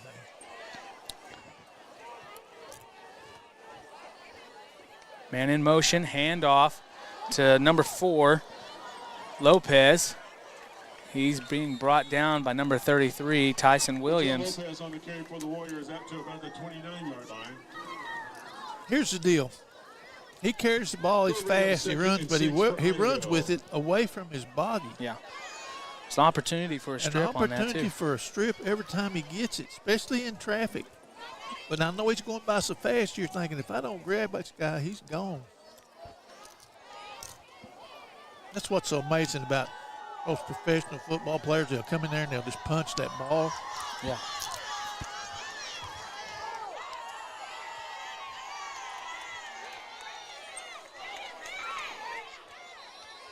Handoff up the middle.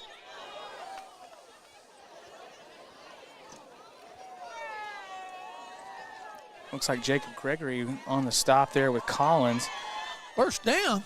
Well, Terry Steele on the carry. what?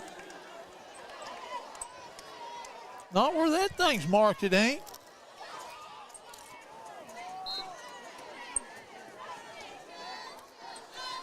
Ball will place at the 29 or at the 34-yard line.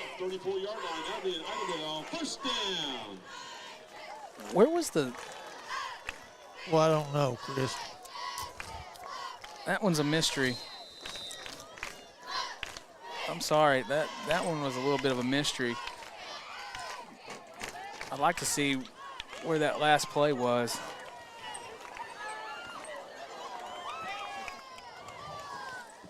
Timeout Warriors. All right, folks. First of all, there are some red towels going out. Compliments of Farmers Bank and Trust. We have a winner in the 50-50 drawing.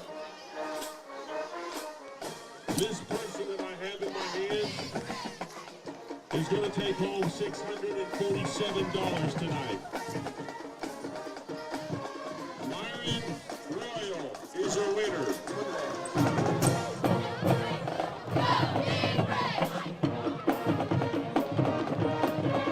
Myron Royal, if you are here, you need to come to the press box. $647 is waiting for you. Well, after the timeout, we're back here. 4 minutes and 39 seconds. 34-27. IDABEL up by a touchdown. Up by 7.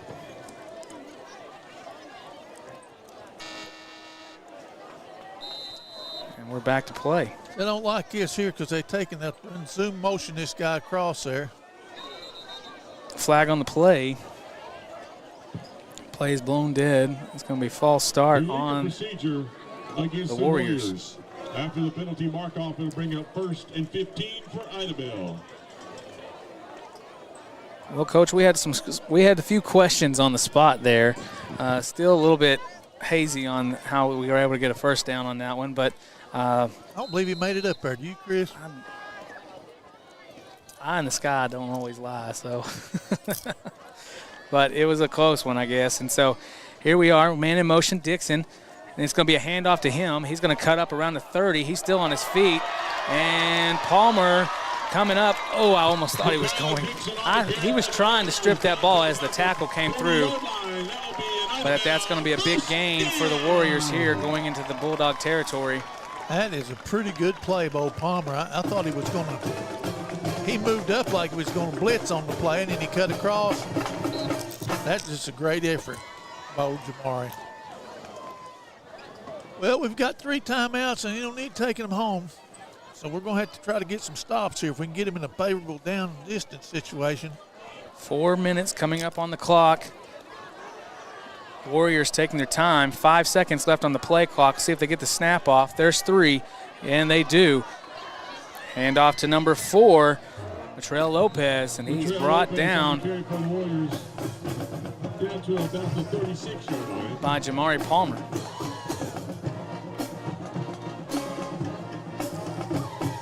Well, Coach, that clock is continuing to wind down, and like you said, Bulldogs right now have all 3 timeouts.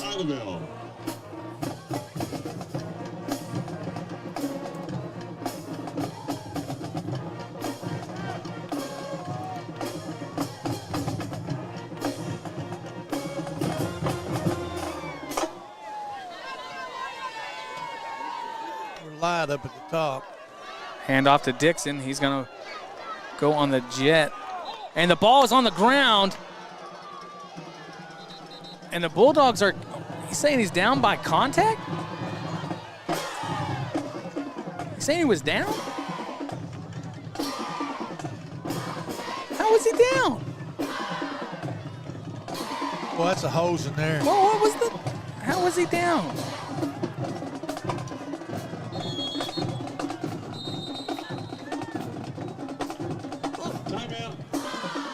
Bulldogs.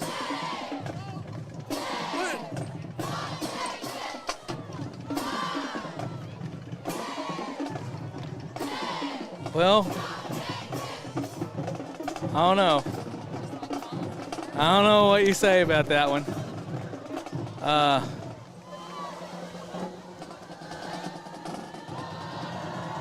Coach, did you see it?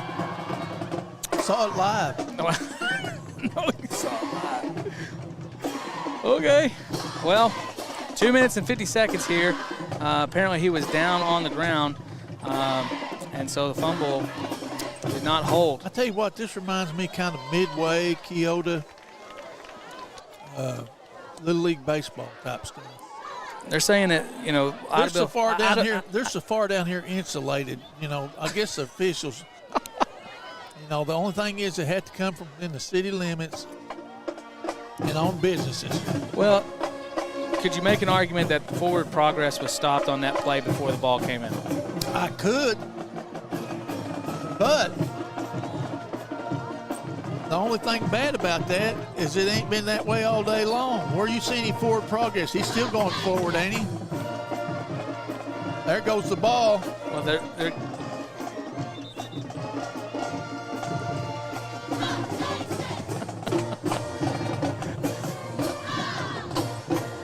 oh my goodness.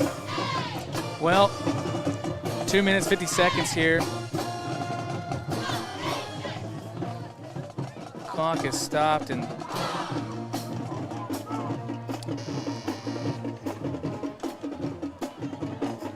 Bulldogs have 2 timeouts.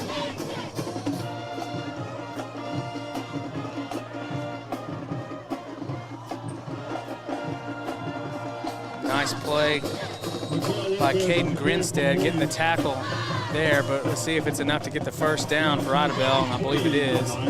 And he's going to motion the chains. So after the big run, questionable fumble, but after that play, and then here leads up to a first down, and now fresh set of downs for the Warriors here in the red zone. Bulldogs defense got to make a big stop here.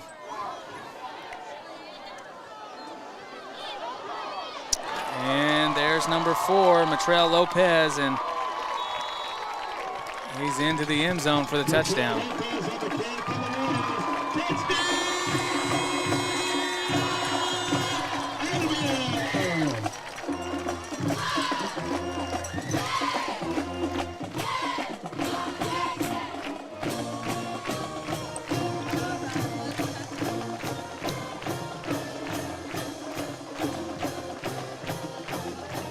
Hard to catch a break, ain't it, Coach?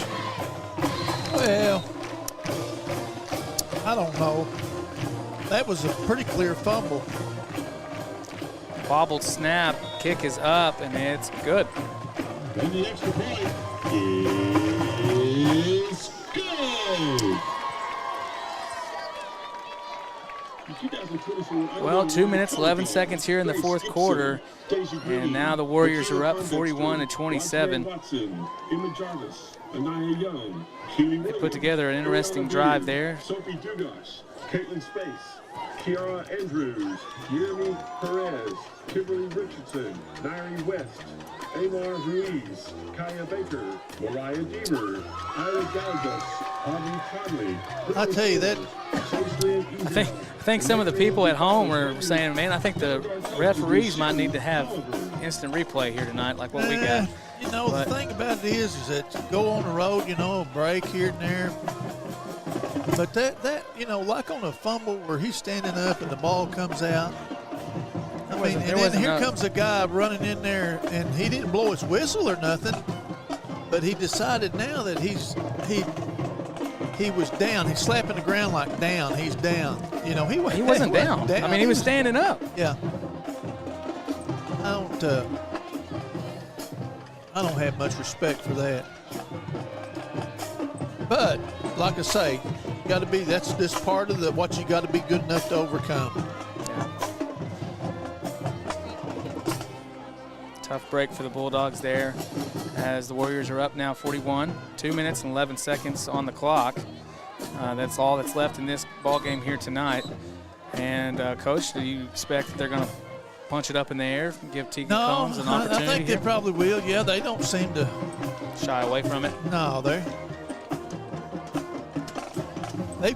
tackle is down inside the 20 a couple times. Yeah. So they've got good speed and good coverage going down the ball. I see that they put old Jacob back there, and they've got Jamari back there. So that's a. Yeah, I mean you got your hands crew in the back. Well, you got they moved old Massey up here closer. Yeah. In case they decide to do the pooch at 35 yards. Yeah. Well, let's see what happens here. Here comes the kick.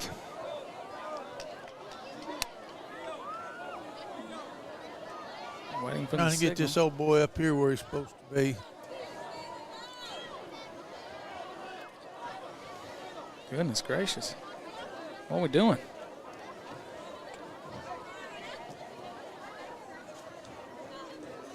How come we ain't started the clock to make it like the kick deal? What are we waiting on? There's no play clock on this? Yeah, there's a play clock once he blows his whistle.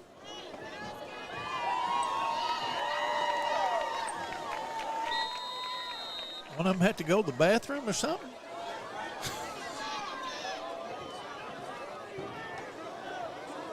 Seen one raise his hand. I didn't know what he was doing.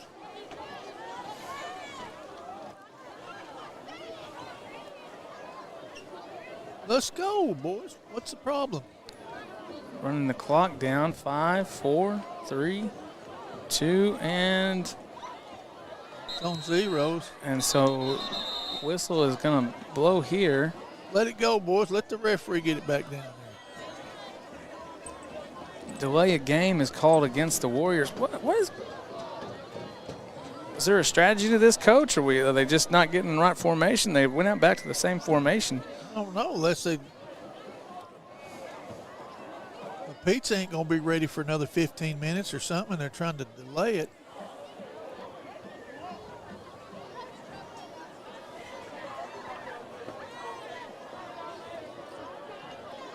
Delay of game on the Warriors on the kickoff. 5-yard penalty. They will kick from the 35-yard line. Was that intentional? You're asking me to speculate on what IDABEL's thinking? And here's the kick, and Palmer flicks it back to Collins, and there's a miss.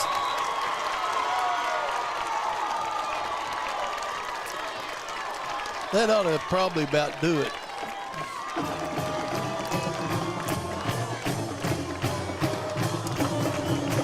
Mari with the reception, tries to flick it back to Collins, and a little mishandling here, and now.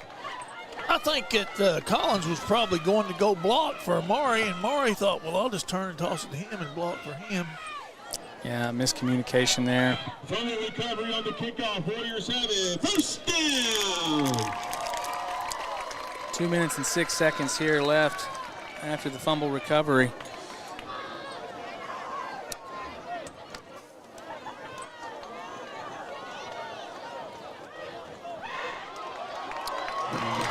Off to Lopez, and he's going to be into the end zone for a touchdown.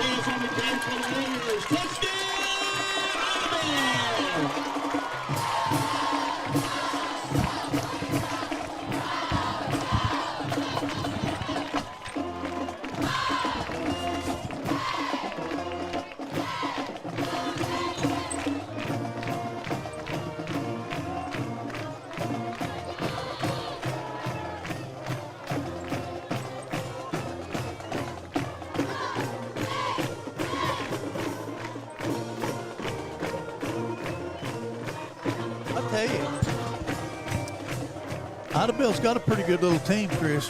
Yeah.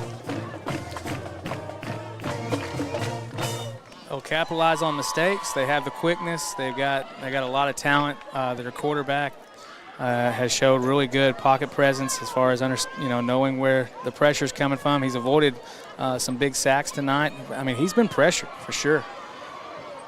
Now we're going to have a. I guess there was an unsportsmanlike conduct on that. Didn't really catch the signal on that one, but look at him. He had to tell him, go down there and get by the goalpost there, Chuck. Oh, yeah, that's right. Billy didn't tell me that when he told me he's going deer hunting this weekend. And the kick is up, and it is no good. The extra point was no good. Almost thought we might get a block there, but so the score's going to stand there at 47-27, 155 after the fumble on the kick return.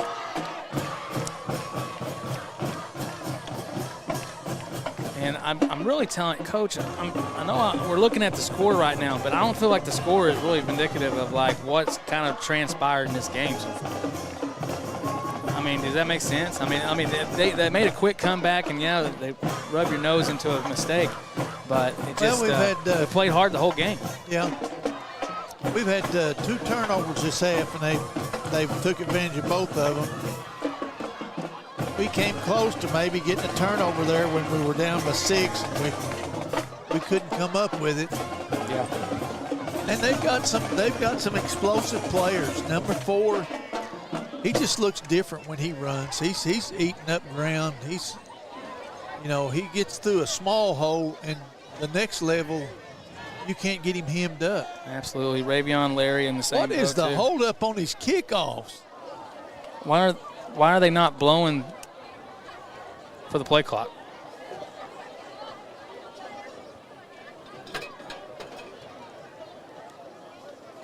I see now how Stigler beat him. They played by the rules. Here comes the kickoff. How bad Stigler getting beat now?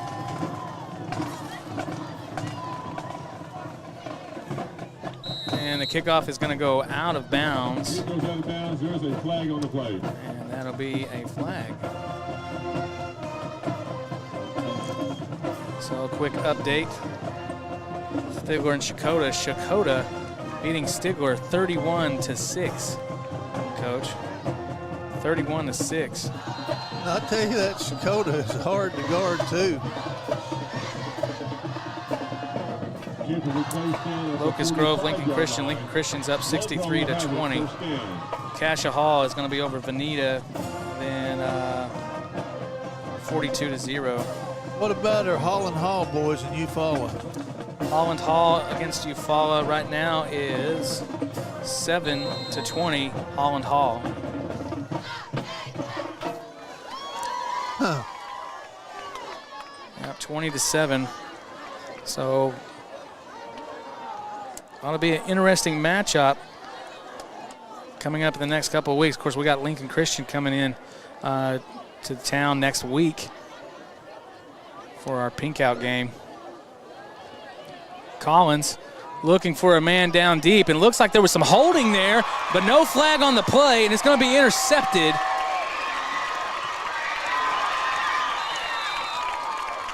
I don't know. I don't know, Coach. I don't know.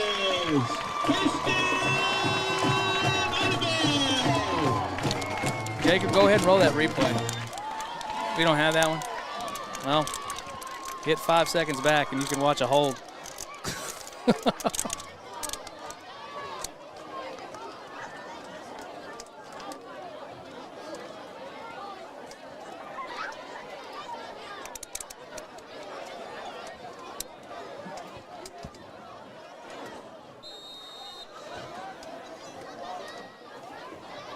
Well,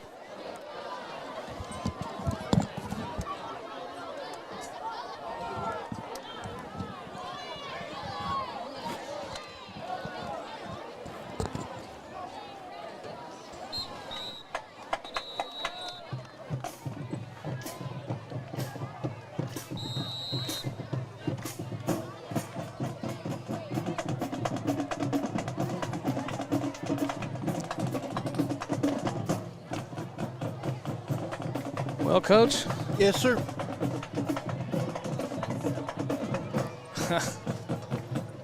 They know how to make you like it around here, I guess.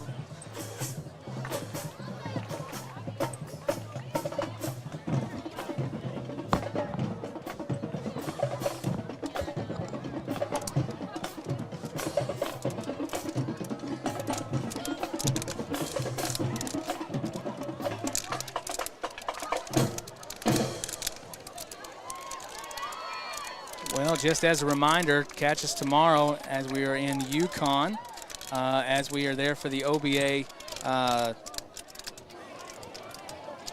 Oklahoma Band Association State Championship, as the Pride of Muldrow go to defend their state title tomorrow in the marching band competition. And so we should have all that live right here on Muldrow Communications. We have a flag on the field.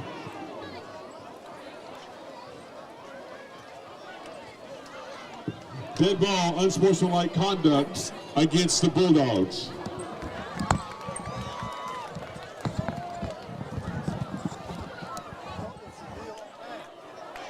What caused that? What happened there? I don't know. Who said After something? the penalty mark off, your Warriors will have it first down on the 30-yard line. Well, I don't know. There's no need in that. it's a nice graphic they got on the scoreboard.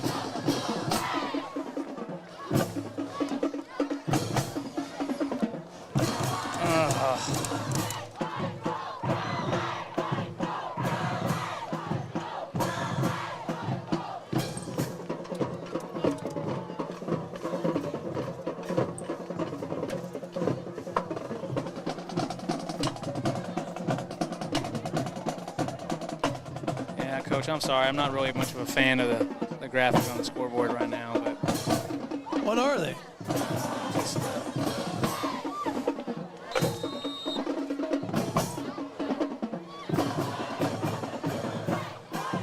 All right, well, we got a minute 37.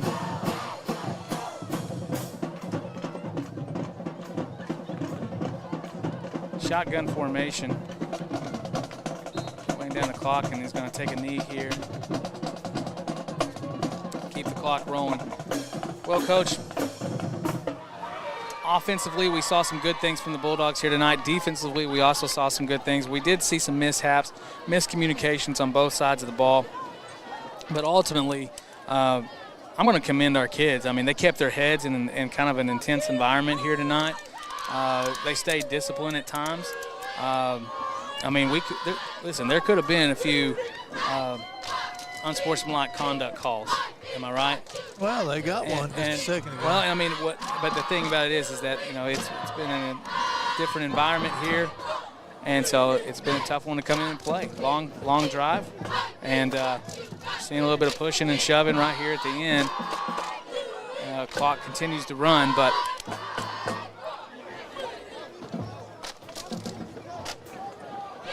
going to make some personnel changes as we get to about 30 seconds here on the clock. But once again, we want to say thank you to everyone, Muldrow fans and everyone who's been chiming in and also keeping up with us as we've been going along throughout the season. Kids have been doing a great job. And at the conclusion of this ball game, we want to say thank you to all of our sponsors. Midland Motors, 427 Auto Sales, Muldrow First Assembly, Rick's Tire, and of course make sure you hit that like and subscribe. I want to say thank you to Eastside Free Will Baptist, D&D Flooring, Bruton Masonic Lodge here in Muldrow, and Salisaw Animal Hospital. And remember, next week we will be hosting Lincoln Christian at home. And I want to say a special thank you to our awesome crew here tonight. They've done an amazing job with all the live coverage that you've seen here tonight. And I'm telling you what, Coach, if you go back and watch this stream, you ain't going to see anything like it. I mean, the kids have really put their heart and soul into this, and it's been an awesome experience. They do a great job. Seriously, I mean, like Jacob, he's been coding stuff for his instant replay, getting everything set up. They're amazing. The ladies on the camera, they've been doing great. Ava's out there for the first time tonight on the sideline. He's done an amazing job. Zeshawn got injured this week, and so he couldn't be here, but Ava steps in. What happened to him? Apparently he pulled his groin. He pulled a groin muscle, so he was having some trouble. Is that our drone? No, that's a helicopter, Coach. Well, I thought maybe we might have a drone that size. Yeah. No, that is not ours. That's not part of our production, but it looks like it's going to end up 47-27 here tonight. Well, that baby just crawling along, ain't it? I think he's looking for a place to land. I don't know. Well, looking over in 4A, Fort Gibson is losing to Grove. Last time I looked, Broken Bow is up over Stillwell.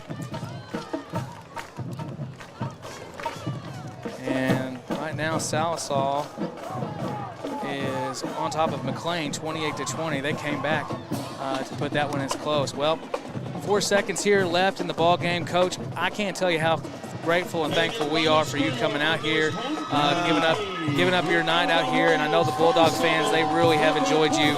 And of course, got some stellar popcorn too to show for it. Want some popcorn.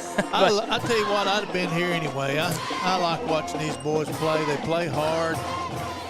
I'm amazed, really, that some of the stuff that they do. They've been in every ball game. This game here, they were in it right to the end there, let one get away. And if the ball would have went our way on that call where we'd have got the ball with the last 6 minutes, there's no doubt in my mind we would have went down there and maybe got a score or got close. You know, we'd have been in another either way it goes, but we're getting kind of spoiled because we're really getting some good ball games every time you turn around. Yeah. Well, this was a hard pill to swallow. And it's going to make a long drive home a little bit longer. But with the second loss of the season, and like I said, I really don't feel like that scoreboard is indicative of how this game really turned out. And, of course, you can go back and watch those plays and see where it all comes out. Let us know in the chat how you feel about it.